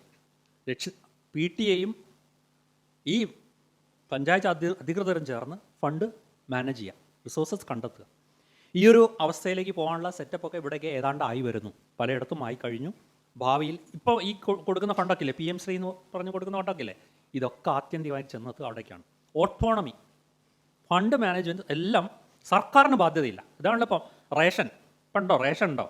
മണ്ണെണ്ണ എന്നൊരു സാധനം റേഷൻ പിടിയെ കിട്ടാനുണ്ടോ? അരി കാശ് കൊടുക്കണ്ടേ? കുറച്ച് ഈ ദരിദ്ര BPL അവർക്ക് കൊടുക്കുന്നുണ്ട് എന്ന് പറയുന്നു. എത്ര ചുരുക്കം ആളുകൾക്കാണ്? ഭൂരിപക്ഷത്തിനും റേഷൻ നിഷേധിച്ചു. GST വന്നു, സാധനങ്ങളുടെ വില കുത്തനെ കൂടി. ഇതൊക്കെ നമ്മൾ കാണുന്ന കാര്യങ്ങളാണ്. പറഞ്ഞു വന്നത് മാനേജ്മെൻറ്റ് വികേന്ദ്രീകരണത്തിലൂടെ മാനേജ്മെൻറ്റ് എന്ന് പറയുന്നത് പഞ്ചായത്ത് തലത്തിലേക്ക് മാറ്റുകയും, മറ്റേ ത്രിതല സമ്പ്രദായമല്ലേ, ബ്ലോക്ക് പഞ്ചായത്ത്, ഗ്രാമപഞ്ചായത്ത്, ഇങ്ങനെയൊക്കെയുള്ള ജില്ലാ പഞ്ചായത്ത്, അതിലേക്ക് മാറ്റുകയും ഫണ്ട് ധനസമാഹരണം കണ്ടെത്തുന്ന ബാധ്യത ജനങ്ങളിലേക്കും എത്തുകയും ചെയ്തു. അതായത് സർക്കാരിന് ബാധ്യതയില്ല. ഇതാണ് ആഗോളവൽക്കരണത്തിൽ നമ്മൾ പൊതുവെ പറയാറുള്ള LPG, ലിബറലൈസേഷൻ, പ്രൈവറ്റൈസേഷൻ, ഗ്ലോബലൈസേഷൻ്റെ പ്രധാനപ്പെട്ട ആണിക്കല്ലുകളിൽ ഒന്ന്. സർക്കാരിന് ഒരു ബാധ്യതയില്ല. ചികിത്സയ്ക്ക് ബാധ്യതയില്ല, വിദ്യാഭ്യാസം കൊടുക്കാനുള്ള ബാധ്യതയില്ല, ഒന്നിനുള്ള ബാധ്യതയും സർക്കാരിനില്ല. റോഡ് ഉണ്ടാക്കാനുള്ള ബാധ്യത പോലുമില്ല. റോഡ് ഉണ്ടാക്കിയാൽ നമ്മൾ ടോൾ കൊടുക്കണം. സർക്കാർ എല്ലാ സർവീസ് രംഗത്തു നിന്നും പിന്മാറുക. ഈ ഒരു നയമാണ് അവർ മുമ്പോട്ട് വെച്ചത്. അപ്പോൾ ഞാൻ ആദ്യത്തെ അതിലേക്ക് വരാം. സാമ്രാജ്യത്വം, അതിന് ആയുസ് നീട്ടിയെടുക്കണം. അതിനുവേണ്ടി അവർ രാഷ്ട്രീയ രംഗത്ത് ചില തന്ത്രങ്ങൾ പ്രയോഗിക്കുന്നു. ഇസ്ലാമോഫോബിയ പോലുള്ള സംഗതികൾ ഉപയോഗിക്കുന്നു. കൾച്ചർ, അതിനെ സ്വാധീനിക്കാൻ ശ്രമിക്കുന്നു. പോസ്റ്റ് മോഡേണിസം, പോസ്റ്റ് ട്രൂത്ത്, ഇത്തരം സംഗതികൾ കൊണ്ടുവരുന്നു, തന്ത്രങ്ങൾ ഉപയോഗിക്കുന്നു. റേസിസം പ്രയോഗിക്കുന്നു. റേസിസം അമേരിക്കയിലൊക്കെ എപ്പോഴും ഉണ്ട്. അത് തോന്നുന്നുണ്ട്. അവിടെ കറുത്ത വർഗ്ഗക്കാരൊക്കെ ഇൻസ്റ്റാഗ്രാം എന്ന് പറഞ്ഞ സോഷ്യൽ മീഡിയ ആരും ഉപയോഗിക്കാറുണ്ടോ? അത് എടുത്തു നോക്കിയാൽ കാണാം. ഓരോ ക്ലിപ്പുകൾ കണ്ടാൽ നമ്മൾ അന്തം വിട്ടു. ഫിലഡൽഫിയയിലും ടെക്സസിലും പെൻസിൽവേനിയയിലും ഒക്കെയുള്ള കാഴ്ചകൾ ആരും കാണാറുണ്ടോ? നമ്മൾ വിചാരിക്കും ഇന്ത്യയിലെ ഇത്ര സ്ഥലങ്ങളുള്ള ഇത്തരം വളരെ വൃത്തികെട്ട അല്ലേ സ്ഥലങ്ങൾ അമേരിക്കയിലുണ്ട്, ഇഷ്ടം പോലെയുണ്ട്. കാലിഫോർണിയയിൽ പോലുണ്ട്. അമേരിക്കയിലെ US-ലെ ഏറ്റവും പ്രധാനപ്പെട്ട ഒരു സിറ്റിയാണ് കാലിഫോർണിയ. ഞാനവിടെ പോയിട്ടുണ്ട്. പക്ഷേ എന്താണെന്നറിയില്ല, അത്തരം കാഴ്ചകളും ഞങ്ങൾ കണ്ടിട്ടില്ല. എല്ലാം പ്രീ പ്ലാൻഡ് ആണ്. ഇന്ന സ്ഥലങ്ങളിലൂടെ കൊണ്ടുപോകാമെന്ന് നിർദ്ദേശം ഉണ്ടാവും ടൂർ ഓപ്പറേറ്റർമാർക്ക്. നമ്മളിതൊന്നും കണ്ടിട്ടില്ല. നമ്മൾ ചെന്ന സ്ഥലങ്ങളൊക്കെ നീറ്റാണ്. പക്ഷേ ഇൻസ്റ്റാഗ്രാമിൽ ഇത്തരം സംഗതികളൊക്കെ വളരെ വ്യക്തമായി കാണിക്കുന്നുണ്ട്. അതിരിക്കട്ടെ. അപ്പോൾ ഇങ്ങനെ പറഞ്ഞു പോയാൽ എവിടെ എത്തില്ല. അതുപോലെ അവർ ഉപയോഗിക്കുന്ന മറ്റൊരു എന്താണ് റേസിസം. അമേരിക്കയിൽ റേസിസം ഉണ്ട്, എല്ലാ സ്ഥലങ്ങളിലുണ്ട് ഈ റേസിസം. റിലിജനെ ഒരായുധമാക്കാം ഇവർക്ക്. അതിന് പറ്റിയ ഒരു അന്തരീക്ഷം സത്യം പറഞ്ഞാൽ ഇന്ത്യയിലുണ്ട്. ഇതിന് ഏറ്റവും അനുയോജ്യമായ ഒരു തത്വശാസ്ത്രം സ്വീകരിച്ചിരിക്കുന്ന സംഘടനയാണ് 925 മഹാനവമി ദിനത്തിൽ രൂപീകരിക്കപ്പെട്ട ഒരു സംഘടന. എൻ്റെ പേര് നിങ്ങൾക്ക് തന്നെ അറിയാം, RSS. ഹിന്ദു മഹാസഭ എന്നൊരു സാധനം അവിടെ ഉണ്ടായിരുന്നു. ഹിന്ദു കൾച്ചർ പ്രൊമോട്ട് ചെയ്യുക എന്നുള്ളത് തന്നെയാണ് അവരുടെ ലക്ഷ്യം. പക്ഷെ അത് അവിടെ ഇരിക്കുക തന്നെ തങ്ങളുടെ രാഷ്ട്രീയ ലക്ഷ്യങ്ങൾ, രാഷ്ട്രീയ സ്വയം സേവക സംഘമാണ് എന്നൊരു പേരിട്ടിരിക്കുന്നത്. അപ്പോൾ രാഷ്ട്രീയം ഉണ്ടാവണമല്ലോ. പക്ഷെ അവർ പറയും ഞങ്ങൾ സാമൂഹ്യ സംഘടനയാണ്, തെരഞ്ഞെടുപ്പിൽ മത്സരിക്കാറില്ല. പക്ഷേ ഒരു കൾച്ചർ എന്ന് പറയുന്നത് ഒരു രാഷ്ട്രീയത്തിൻ്റെ ഒരു ഉപകരണമാണ്. ഞാൻ പറഞ്ഞ നിങ്ങൾക്ക് എത്ര പേർക്ക് മനസ്സിലായി എന്നറിയില്ല. ഞാനൊരു പ്രത്യേക കൾച്ചറിൻ്റെ ആളാണ് എന്ന് പറയുമ്പോൾ ഞാനൊരു തരം പ്രത്യേക വലയം സൃഷ്ടിച്ചെടുക്കുകയാണ്. എനിക്ക് എൻ്റെ ചുറ്റും അല്ലെങ്കിൽ എൻ്റെ പുറകിൽ ഇങ്ങനെ കുറച്ച് ആളുകൾ വേണം. ഞങ്ങൾക്ക് അധികാരം വേണം, ഞങ്ങൾക്ക് സ്വാധീനം വേണം. അധികാരം സ്വാധീനം തന്നെയാണ്, അധികാരം സ്വാധീനം രാഷ്ട്രീയം തന്നെയാണ്. അപ്പം RSS സാമൂഹ്യ സംഘടനയാണ്, സാംസ്കാരിക സംഘടനയാണ് എന്ന് എത്ര തന്നെ അവർ വാദിച്ചാലും അവർ കൃത്യമായൊരു രാഷ്ട്രീയമുള്ള സംഘടനയാണ്. അതുകൊണ്ടാണ് ഇടയ്ക്ക് അവർ കോൺഗ്രസിനെ പിന്തുണച്ചു, പിന്നീട് അവർ ആത്യന്തികമായിട്ട് ഇതാ BJP ഉപയോഗിച്ചുകൊണ്ടിരിക്കുന്നു. ഇതിന് ഞാൻ നേരത്തെ പറഞ്ഞു വന്ന പ്ലാനിന് ഈ RSS വളരെ പറ്റിയ അനുയോജ്യമായൊരു സംഘടനയാണ്. കാരണം എന്താ വെച്ചാൽ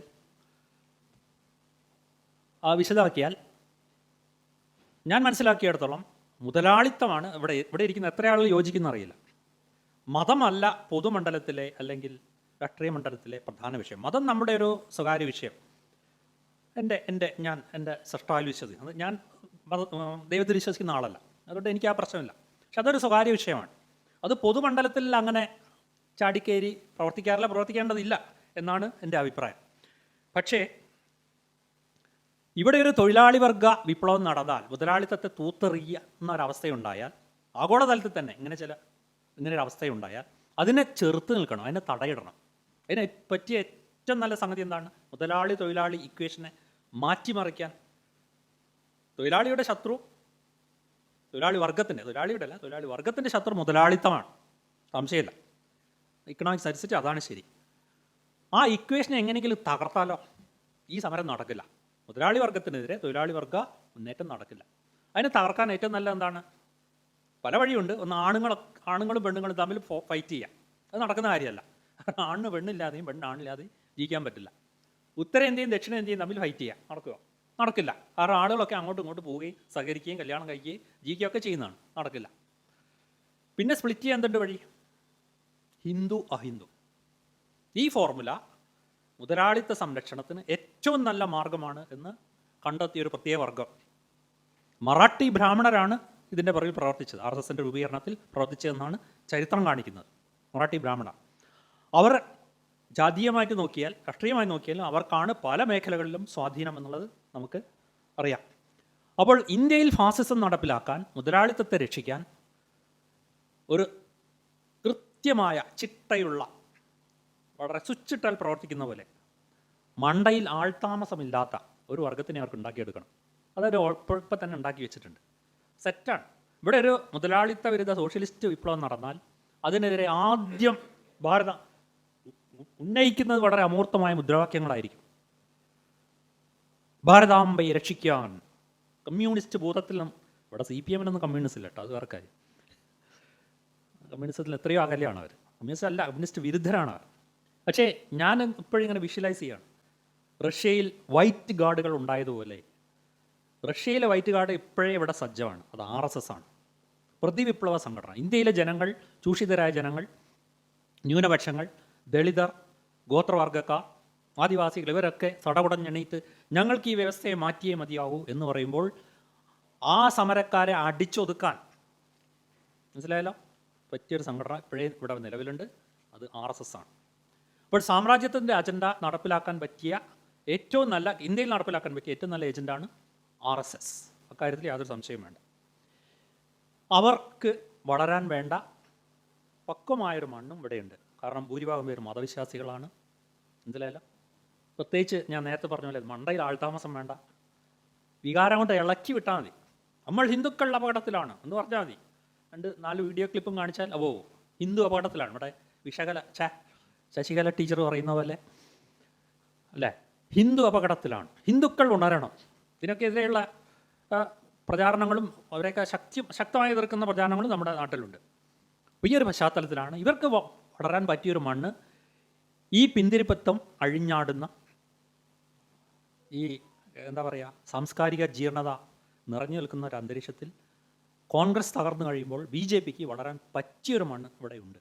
അതവർ നന്നായി ഉപയോഗിച്ചു, അവർ അത് ഉപയോഗിച്ചുകൊണ്ടിരിക്കുന്നു. ഇതിനെതിരെയുള്ള പ്രതിരോധം സൃഷ്ടിക്കലാണ് നമ്മുടെ ഏറ്റവും പ്രധാനപ്പെട്ട പരിപാടി.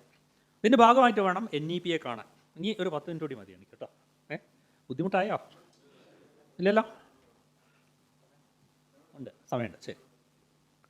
NEP 2020 ഡ്രാഫ്റ്റ് ആയത്. ഒരു ഡ്രാഫ്റ്റ് ഒരു 500 പേജുണ്ട്, എൻ്റെ അടുത്തുണ്ട്, ഞാൻ ബൈൻഡ് ചെയ്ത് വെച്ചിട്ടുണ്ട്. അയച്ചു തീർക്കാൻ വളരെ കഷ്ടപ്പെട്ടു, ഒരു വല്ലാത്തൊരു ഇംഗ്ലീഷും. അതിൻ്റെ ചെയർമാൻ, ഒരു 13 അംഗ കമ്മിറ്റികളാണ്. ആ കമ്മിറ്റിയുടെ ചെയർമാൻ കസ്തൂരി രംഗനാണ്. നിങ്ങൾ കേട്ടിട്ടുണ്ടോ കസ്തൂരി രംഗൻ? അദ്ദേഹം, എൻ്റെ അറിവിൽ അദ്ദേഹം ഒരു എഡ്യൂക്കേഷനിസ്റ്റ് അല്ല, പക്ഷെ അദ്ദേഹം ഒരു ടെക്നോക്രാറ്റാണ്. സ്പേസ് ടെക്നോളജിയിലാണ് അദ്ദേഹത്തിൻ്റെ സ്പെഷ്യലൈസേഷൻ എന്നാണ് ഞാൻ മനസ്സിലാക്കിയത്. അദ്ദേഹം ചെയർമാനായിട്ടുള്ള ഒരു 13 അംഗ കമ്മിറ്റി, അവരാണ് ഡ്രാഫ്റ്റ് ചെയ്തത്. എനിക്കൊരിക്കലും വിശ്വാസമില്ല അത് കസ്തൂരി രംഗൻ അറിഞ്ഞുകൊണ്ട്, കസ്തൂരി രംഗൻ അതിലെല്ലാ വാക്കും പാരഗ്രാഫും ആശയങ്ങളും അറിയാമെന്ന് ഞാൻ കരുതുന്നില്ല. നിങ്ങളെല്ലാവർക്കും വിശ്വാസം ഉണ്ടെങ്കിൽ അങ്ങനെ വിശ്വസിച്ചോളൂ, ഞാൻ അങ്ങനെ കരുതുന്നില്ല. അത് പിന്നീട് ഡ്രാഫ്റ്റ് മാറി ഒരു കോവിഡ് കാലത്താണ് കേട്ടോ, കോവിഡ് കാലത്താണ് ഇതിൻ്റെ ഡ്രാഫ്റ്റ് തയ്യാറായത്. പാർലമെൻറ്റിൽ ചർച്ച പോലും ചെയ്യാതെ ഇത് ഗവൺമെൻറ് ഒരു നയമായിട്ടെടുത്തു. നിയമമല്ല കേട്ടോ, NEP 2020 നിയമമല്ല, മറിച്ച് നയമാണ്. കഴിഞ്ഞ 10 വർഷം കഴിഞ്ഞപ്പോൾ 12ാമത്തെ വർഷത്തല്ലേ ഇവർ ഭരിച്ചുകൊണ്ടിരിക്കുന്നത് അല്ലേ? നയമാണ്. ഈ നയം അനുസരിച്ചില്ല എങ്കിൽ നിങ്ങൾക്ക് നേരത്തെ പറഞ്ഞ പോലെ ഫണ്ട് കിട്ടില്ല എന്ന് പറഞ്ഞ് പ്രതിപക്ഷ സർക്കാരുകളെ പ്രത്യേകിച്ച് ഞെരുക്കാൻ അവർക്ക് കഴിയും. അതിനൊരു രാഷ്ട്രീയ പ്രതിരോധം സംഘടിപ്പിക്കേണ്ടത് അതായത് സംസ്ഥാന സർക്കാരുകളുടെ കടമയാണ്. അത് ഇവിടുത്തെ സർക്കാരിന് കഴിയുന്നുണ്ടോ ഇല്ല എന്നുള്ള വേറെ ചോദ്യം, നമുക്ക് അതിലേക്ക് പിന്നെ വരാം. പക്ഷെ നേരത്തെ പറഞ്ഞ വേൾഡ് ബാങ്കിൻ്റെയും സാമ്രാജ്യത്വത്തിൻ്റെ അജണ്ട വേൾഡ് ബാങ്കിന് ഉപയോഗിച്ചുകൊണ്ട് നടപ്പിലാക്കുന്നു. പ്രൈമറി എഡ്യൂക്കേഷൻ ഇൻ ഇന്ത്യ എന്ന ഒരു പുസ്തകം ഇറക്കുന്നു. അതിനനുസരിച്ച് DPEP വരുന്നു. DPEPയുടെ ഡിസ്ട്രിക്ട് പ്രൈമറി എഡ്യൂക്കേഷൻ പ്രോഗ്രാം എന്നാണ് അതിൻ്റെ പേര്. അത് പ്രൈമറി തലത്തിൽ നിന്നുള്ള പിന്നെ മാധ്യമിക് SSA ആവുന്നു, സർവശിക്ഷാ അഭിയാൻ ആവുന്നു. പിന്നീട് അത് മാധ്യമിക് RMSA, രാഷ്ട്രീയ മാധ്യമിക് ശിക്ഷാ അഭിയാൻ RMSA ആവുന്നു. കോളേജിലെത്തുമ്പോൾ അത് റൂസ് ആവുന്നു, രാഷ്ട്രീയ ഉച്ചതാർ ശിക്ഷ. ഇതൊക്കെ പ്രോജക്റ്റുകളാണ്. ഇതൊക്കെ ഈ ഫണ്ടുകളൊക്കെ തരുമ്പോൾ അവർ പറയും ഇത് എന്നെ കാര്യങ്ങൾ നടപ്പിലാക്കണം. പട്ടാമ്പി കോളേജ് ഞാൻ പ്രിൻസിപ്പലായിരുന്നു, അവിടെയൊക്കെ റൂസ ഫണ്ട് ഇങ്ങനെ കോടിക്കണക്കിനാണ് വരുന്നത്, വലിയ ബിൽഡിങ്ങുകൾ. പക്ഷേ ആത്യന്തികമായിട്ട് ആ കോളേജ് ഓട്ടോണമസ് ആവണം. ഈ ദേശീയ വിദ്യാഭ്യാസ നയത്തിൽ ഞാൻ അതിലേക്കാണ് വരുന്നത്. പറയുന്നത് ആത്യന്തികമായിട്ട് കോളേജുകളെല്ലാം 2032 ആവുമ്പോഴേക്കും എല്ലാ കോളേജുകളും സ്വാശ്രയ ഓട്ടോണമസ് കോളേജുകളായി മാറണം.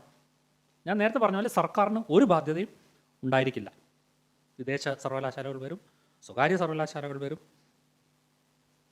ദേശീയ വിദ്യാഭ്യാസ നയത്തിൽ പറഞ്ഞിരിക്കുന്ന കാതലായ സംഗതികളും നേരത്തെ പറഞ്ഞ വേൾഡ് ബാങ്കിൻ്റെ തിട്ടൂരങ്ങളും അല്ലെങ്കിൽ അവരുടെ ആശയവും വിദ്യാഭ്യാസ രംഗത്ത് എങ്ങനെ കാര്യങ്ങൾ നടപ്പാവണം, ബോധമില്ലാത്ത, മനസ്സിലായില്ലേ, കേവല സാക്ഷരത മാത്രമുള്ള ബോധമില്ലാത്ത ഒരു തലമുറയെ സൃഷ്ടിക്കാൻ വേണ്ട പ്ലാനാണ് ഇവിടെ ഈ NEP 2020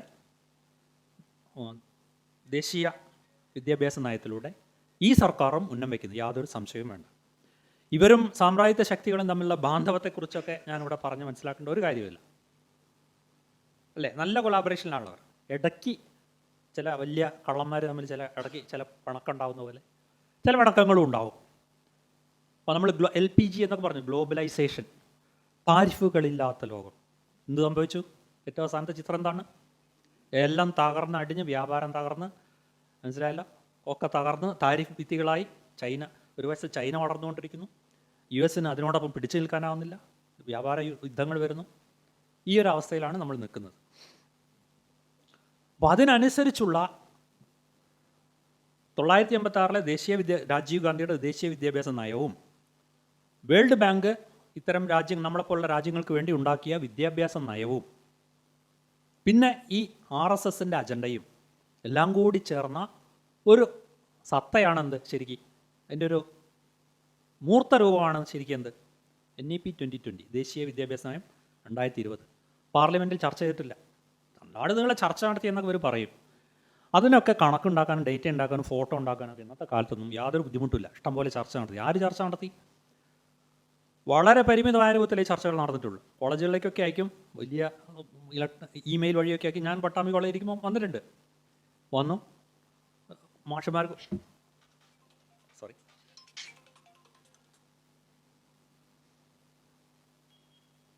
വായിച്ചു നോക്കുന്നു, വലിയ ടെക്സ്റ്റുകൾ.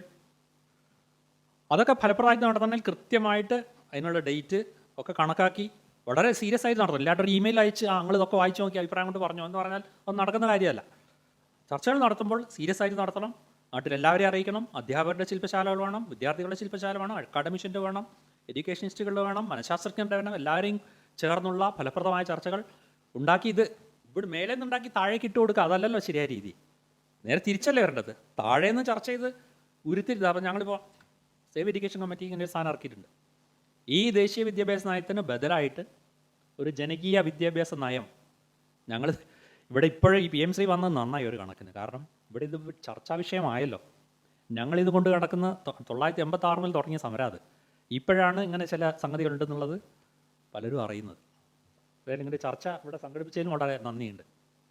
ഇത് ഞങ്ങൾ കഴിഞ്ഞ 11-ാം തീയതി ഇവിടെ ഒരു ശില്പശാല നടത്തി. എല്ലാ ജില്ലകളും നടക്കുന്നത്, ഇന്ത്യയിൽ ഒട്ടാകെ നടക്കുന്നുണ്ട്. അതിൻ്റെ ഇംഗ്ലീഷ് ഇതാ, എൻ്റെ മലയാളമാണിത്. ഇത് കരടാണ്. മതേതര ജനാധിപത്യ ശാസ്ത്രീയ വിദ്യാഭ്യാസത്തിന് വേണ്ടി വാദിക്കുന്ന ഒരു കരടാണിത്. ഈ കരട് തീർത്തു തരാൻ നിങ്ങളുടെയും കൂടി സഹായം വേണം. ഇപ്പം തന്നെ ഇവിടെ നമ്മുടെ സെക്രട്ടറിയുടെ നേതാവിന് കൊടുക്കുക. ഇതിന് കണക്കായുള്ള ഒരു ചർച്ചയൊന്നും കൂടാതെ ഒരു നയം അവർ രൂപപ്പെടുത്തി. എല്ലാം പലതും അവർ ഉടച്ചു വാർക്കുന്നു എന്നൊക്കെയാണ് അവകാശപ്പെടുന്നത്. പക്ഷേ സത്യത്തിൽ വാണിജ്യവൽക്കരണത്തിൻ്റെയും വർഗീയവൽക്കരണത്തിൻ്റെയും പിന്നെ ഈ ഹിന്ദുത്വ അടിച്ചേൽപ്പിക്കുന്ന ഒരു സിലബസാണ്, അല്ലെങ്കിൽ ഒരു സിലബസ് അല്ല, കരിക്കുലമാണ് ഇവർ തയ്യാറാക്കിയിരിക്കുന്നത്. ഇപ്പോഴത്തെ ഈ സ്ട്രക്ചറൊക്കെ മാറ്റി -2 പിന്നെ നമ്മൾ പ്രൈമറി എന്നൊക്കെ കാണുന്നില്ലേ, 4-ാം ക്ലാസ് വരെ പ്രൈമറി, 5, 6, 7 UP, അതിനൊക്കെ മാറ്റി ഒരു 5 കൂട്ടണം 3 കൂട്ടണം 3 കൂട്ടണം 4 സ്ട്രക്ചർ ആക്കിയിട്ടുണ്ട്. അതിൽ ആദ്യത്തെ 5 വർഷം പഠനം തന്നെയില്ല. പിന്നെ അടുത്ത 3 വർഷങ്ങളിൽ തൊഴിൽ അധിഷ്ഠിത പഠനമാണ്. ഞാൻ നേരത്തെ പറഞ്ഞല്ലോ, വൊക്കേഷണലൈസ്ഡ് എഡ്യൂക്കേഷനാണ്. ഈ 4 കഴിയുമ്പോഴത്തേക്ക് പലർക്കും ടെർമിനേറ്റ് ചെയ്ത് പോവാം. ടെർമിനേഷൻ എന്നൊരു പരിപാടി ഉണ്ട്. +2 കഴിയുമ്പോഴത്തേക്ക് ടെർമിനേറ്റ് പോവാം. നിങ്ങൾക്ക് കുറച്ച് തൊഴിലൊക്കെ നിങ്ങൾ പഠിച്ചില്ലേ, അത്രയൊക്കെ പഠിച്ചാൽ മതി. ഇതൊന്ന്.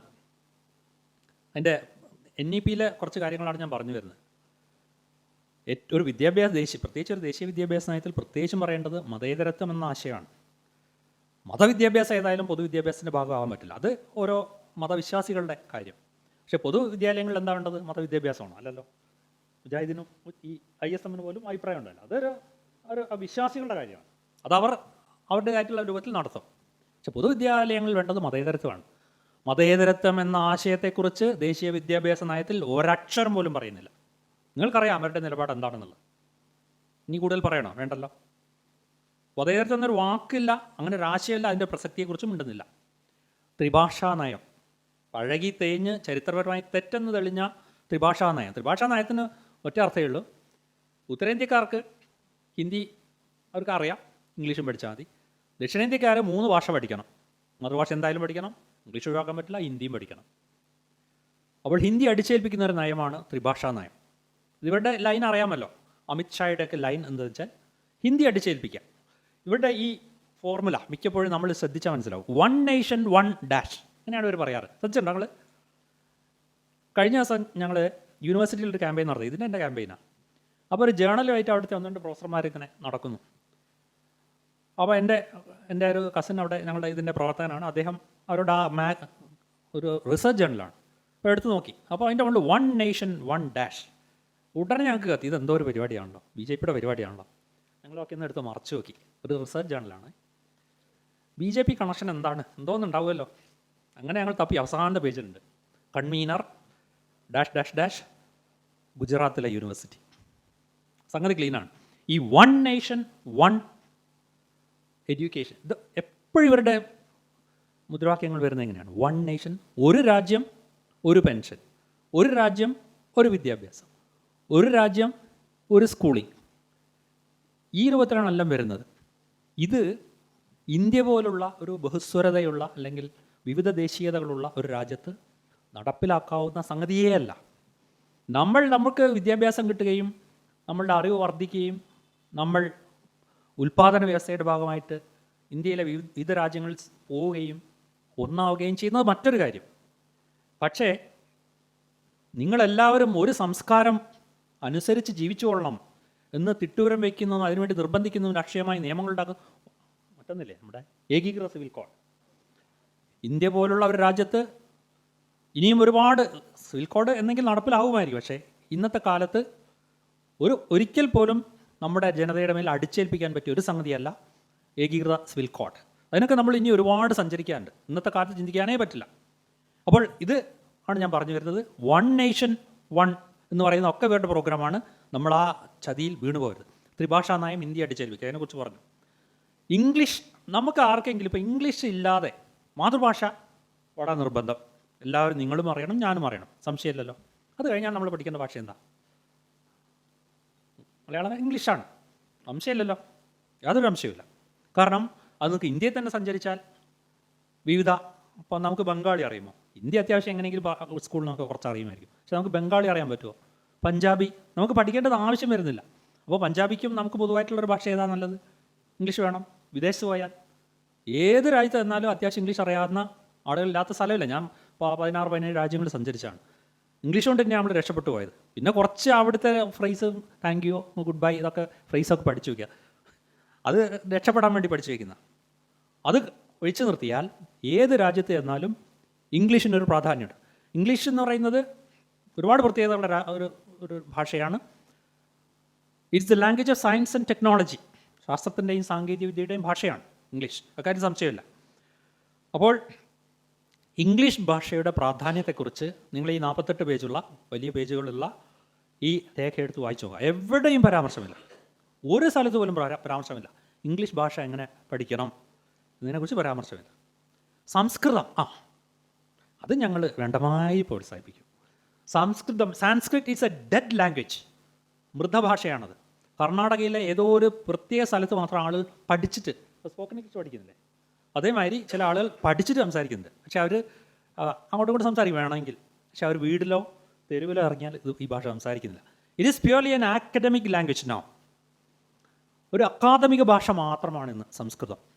പഴയ കുറച്ച് കാര്യങ്ങൾ പഠിക്കാൻ ആർക്കെങ്കിലും താല്പര്യം തോന്നിയാൽ പഠിക്കാമെന്നല്ലാതെ നമ്മുടെ ആധുനിക ലോകത്ത് ജീവിക്കാൻ വേണ്ടി സംസ്കൃതം പഠിക്കണം, അത് അത്യാവശ്യമാണെന്ന് ആരെങ്കിലും പറഞ്ഞാൽ അതാണ് നമ്പർ 1 നോൺസെൻസ്. സംസ്കൃതത്തിന് ഊന്നലുണ്ട്. അത് വളരെ വ്യക്തമായിട്ട് ദേശീയ ഈ ഭാഷാ നയത്തിൽ പറഞ്ഞിട്ടുണ്ട്, വിദ്യാഭ്യാസ നയത്തിൽ പറഞ്ഞിട്ടുണ്ട്. അത് ഏത് ഘട്ടത്തിൽ ആര് പഠിക്കണം എന്ന് ആഗ്രഹിച്ചാലും അതിന് പ്രോത്സാഹനം നൽകണമെന്ന് നയത്തിൽ വ്യക്തമായി പറഞ്ഞു വെച്ചിട്ടുണ്ട്. തൊഴിലധിഷ്ഠിത വിദ്യാഭ്യാസം, ഞാൻ നേരത്തെ പറഞ്ഞ കാര്യങ്ങൾ വളരെ വ്യക്തമായി ദേശീയ വിദ്യാഭ്യാസ നയത്തിൽ പറഞ്ഞു വെച്ചിട്ടുണ്ട്. വാണിജ്യവൽക്കരണം, അതും വ്യക്തമായി പറഞ്ഞിട്ടുണ്ട്. എല്ലാം ഞാൻ നേരത്തെ പറഞ്ഞ മാനേജ്മെൻറ്റ് സിസ്റ്റം, ത്രിതല സംവിധാനത്തിലൂടെയും അല്ലാതെയും ഇപ്പോഴത്തെ തരുന്ന ധനസഹായങ്ങളൊക്കെ ഭാവിയിൽ സ്വാശ്രയത്വം നേടാനുള്ള ഒരു മുന്നോടിയായിട്ട് തരുന്നതാണ്. കുറച്ച് കഴിഞ്ഞാൽ നിങ്ങൾ സ്വയം ഫണ്ട് കണ്ടെത്തിക്കൊള്ളണം. സ്വാശ്രയ കോളേജുകൾ ഇഷ്ടം പോലെ ഉണ്ടാവും, ഓട്ടോണമസ് കോളേജുകൾ ഇഷ്ടം പോലെ ഉണ്ടാവും. പിന്നെ മറ്റൊന്ന് വിദൂര വിദ്യാഭ്യാസമാണ്. ഒരു വിദ്യാഭ്യാസ സമ്പ്രദായത്തിൽ, പ്രത്യേകിച്ചും സ്കൂൾ വിദ്യാഭ്യാസത്തിൽ ഗുരുനാഥനുള്ള, അല്ലെങ്കിൽ ഗുരു പഴയ വാക്കാണെന്ന് വിചാരിക്കാം, അധ്യാപകനുള്ള സ്ഥാനം ആർക്കെങ്കിലും നിഷേധിക്കാൻ പറ്റുമോ? ഗുരുനാഥൻ അല്ലെങ്കിൽ അധ്യാപകനില്ലാത്ത ഒരു വിദ്യാഭ്യാസ സമ്പ്രദായം ഉണ്ടോ? ഇത് വിദ്യാഭ്യാസം എന്നത് കുറേ വസ്തുതകൾ തലച്ചോറിൽ നിറയ്ക്കാതല്ലോ. വിദ്യാഭ്യാസം എന്നത് കുട്ടി വീടിൻ്റെ പരിസരം വിട്ട് ഇറങ്ങുന്നു, പുറത്തേക്ക് ഇറങ്ങുന്നു, ബാഹ്യലോകത്തിലേക്ക് ചെല്ലുന്നു, സമപ്രായക്കാരുമായി ഇടപഴകുന്നു, അധ്യാപകനെ കാണുന്നു, വിദ്യാഭ്യാസം അല്ലെങ്കിൽ അറിവ് പകർന്നു കൊടുക്കുക എന്നുള്ള ഒരു പ്രക്രിയയിൽ ഏർപ്പെടുന്നു, അറിവ് സമ്പാദിക്കുക എന്ന പ്രക്രിയയിൽ ഏർപ്പെടുന്നു, അച്ചടക്കം ശീലിക്കും. ഞാൻ നേരത്തെ പറഞ്ഞ പോലെ എല്ലാ സംഗതികൾ, സഹനശക്തി, ക്ഷമ, സത്യസന്ധത, ആത്മാർത്ഥത, ഒരുപാട് സംഗതികൾ, വിജ്ഞാനം, നമ്മുടെ മനുഷ്യ സമുദായം എങ്ങനെയുണ്ടായി, എങ്ങനെ ഈ നിലയിലെത്തി, ഇതെല്ലാം കുട്ടി പഠിക്കണം. സഹജീവികളുമായിട്ട് ഇടപഴകാൻ പഠിക്കണം, അധ്യാപകനെ ബഹുമാനിക്കാൻ പഠിക്കണം, അല്ലേ? തിരിച്ച് അധ്യാപകൻ കുട്ടികളെയും ബഹുമാനിക്കണം. ഇന്നത്തെ കാലത്ത് അങ്ങനെയും പറയണം, അല്ലേ? കുട്ടികളുടെ മുമ്പിൽ വെച്ചിട്ട് അധ്യാപകൻ സിഗരറ്റ് വലിക്കുന്നത് ശരിയാണോ? പഠിക്കാൻ പാടില്ല. ഞാൻ പണ്ട് പഠിപ്പിക്കുക ഒരു അധ്യാപകൻ ഉണ്ടായിരുന്നു കാസർഗോഡ് കോളേജിൽ. കാലെടുത്ത് മേശപ്പുറത്ത് വയ്ക്കും. ഞാൻ മാഷോട് പറഞ്ഞു, വേറെ എൻ്റെ ഒരു സഹപ്രവർത്തകനുണ്ട്, 2 പേരും പറഞ്ഞു, പക്ഷേ ഇത് ഒഴിവാക്കണം. കുട്ടികളെ നമ്മൾ ബഹുമാനിക്കണ്ടേ?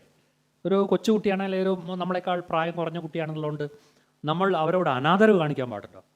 Give respect and take respect, ഇങ്ങനെയൊക്കെ ഒരുപാട് സംഗതികളുണ്ട്.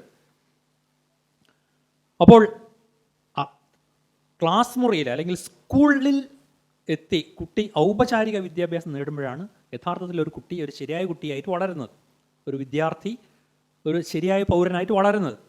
പക്ഷേ ഇതിൽ പറയുന്നു ഏത് ഘട്ടത്തിലായാലും കുട്ടികൾക്ക് വിദൂര പഠനത്തിന് അവസരം ഉണ്ടായാൽ ആ വിദൂര പഠനത്തിലേക്ക് മാറ്റണം. ബ്ലെൻഡഡ് ലേണിംഗ് എന്നൊക്കെ നമ്മൾ പറഞ്ഞു കേട്ട് കാണും. ഈ കോവിഡ് വന്ന കാലത്ത് UGC കൊണ്ടുവന്നൊരു, UGC എന്ന് പറഞ്ഞാൽ എന്താ, BJP ഒരു ചട്ടുകം മാത്രമാണ്. ബ്ലെൻഡഡ് ലേണിംഗ്, എന്തെങ്കിലും അവിടെയും വേണ്ടി സൂപ്പർ മാർക്കറ്റിൽ എവിടെയെങ്കിലൊക്കെ ജോലി ചെയ്യുക, സൗകര്യം കിട്ടുമ്പോൾ പഠിക്കുക, മൾട്ടിപ്പിൾ എൻട്രി മൾട്ടിപ്പിൾ എക്സിറ്റ്, ഒരുപാട് കാര്യങ്ങൾ പറയാനുണ്ട് കേട്ടോ അതിലൊക്കെ.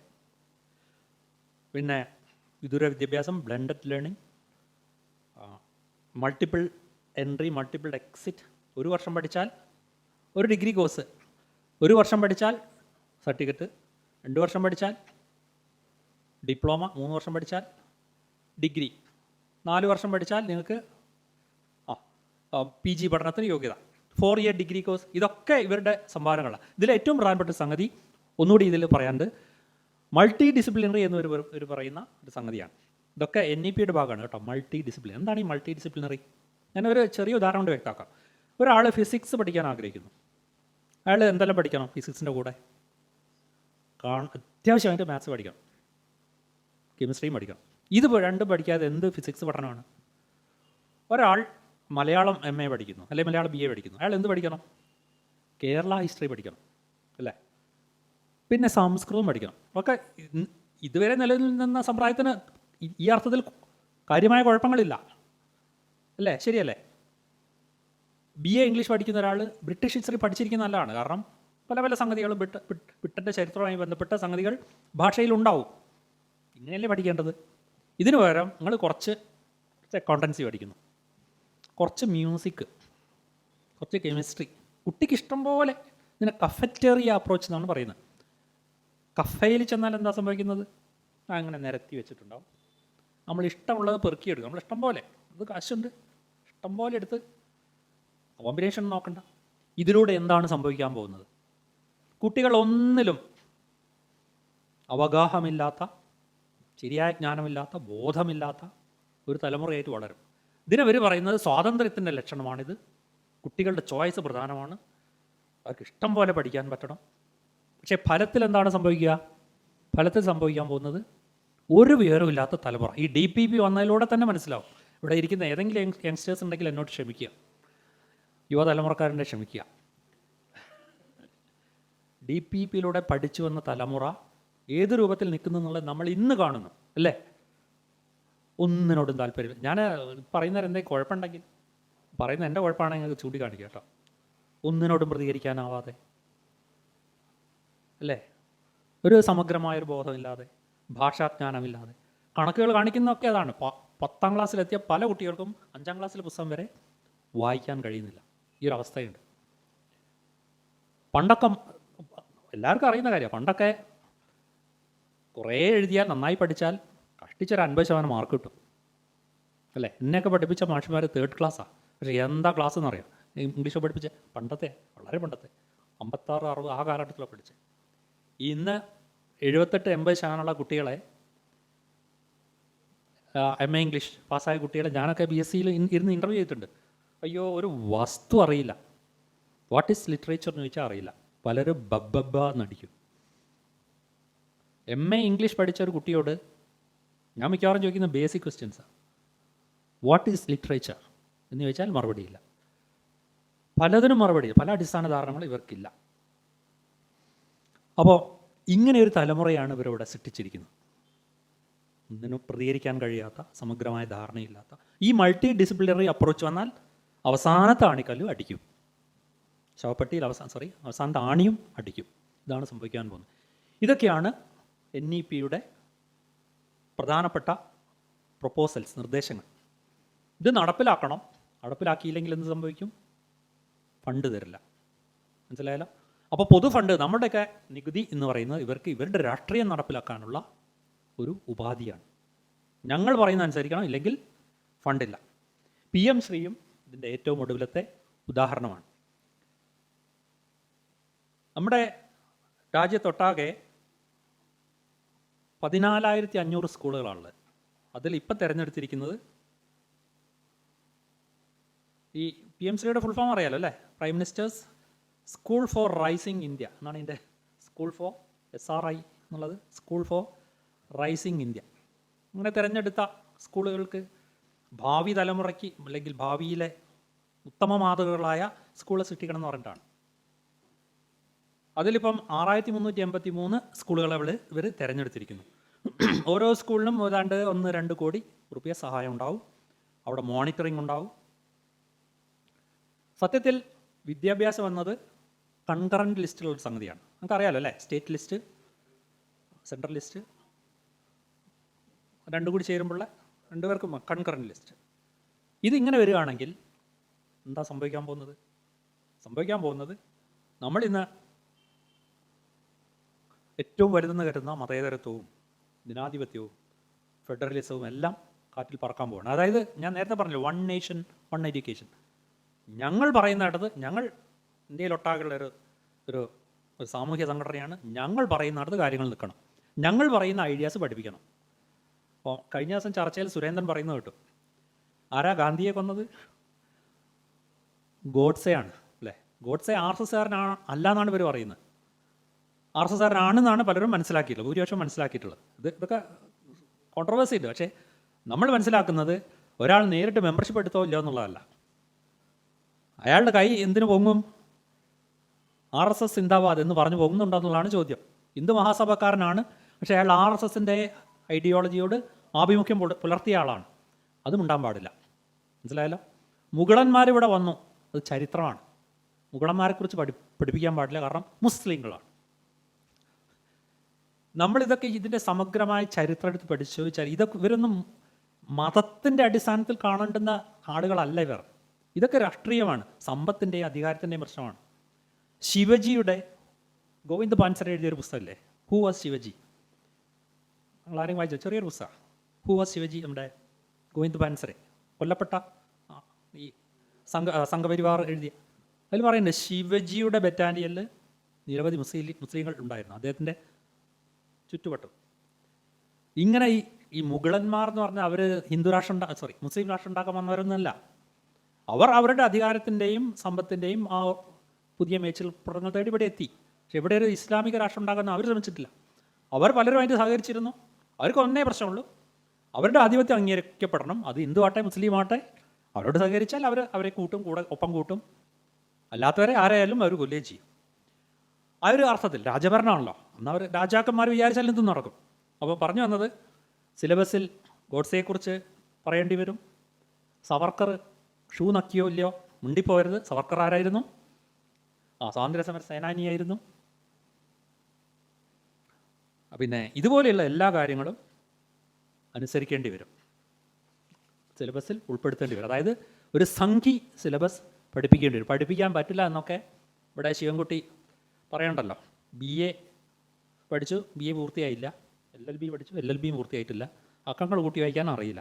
നമുക്കൊരു വിദ്യാഭ്യാസ മന്ത്രിയെ നമുക്ക് കിട്ടിയതിൽ നമുക്ക് അഭിമാനിക്കണം. ഇതിൻ്റെ മേൽനോട്ടം ഇപ്പം സാധാരണ സ്കൂളുകൾക്കൊക്കെ മേൽനോട്ടം എന്ന് പറയുന്നത് DD ഓഫീസും പിന്നെ DPI വിദ്യാഭ്യാസ വകുപ്പാണ്, പൊതുവിദ്യാഭ്യാസ വകുപ്പാണ്.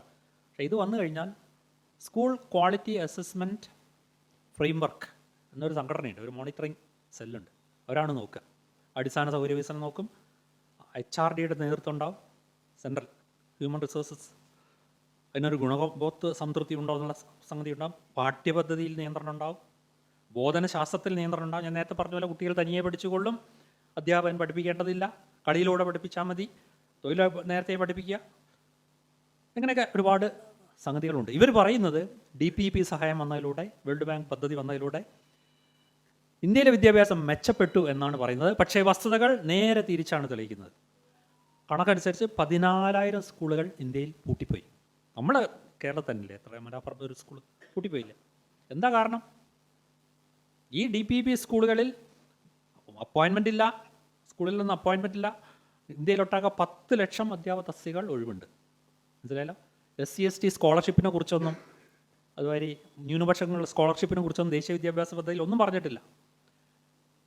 നിലവാരം എത്രയോ താന്നുപോയി, എത്രയോ സ്കൂളുകൾ അടച്ചുപൂട്ടി, എത്രയോ അധ്യാപക തസ്തികകൾ ഒഴിഞ്ഞു കിടക്കുന്നു. ഇതൊക്കെയാണ് നമ്മുടെ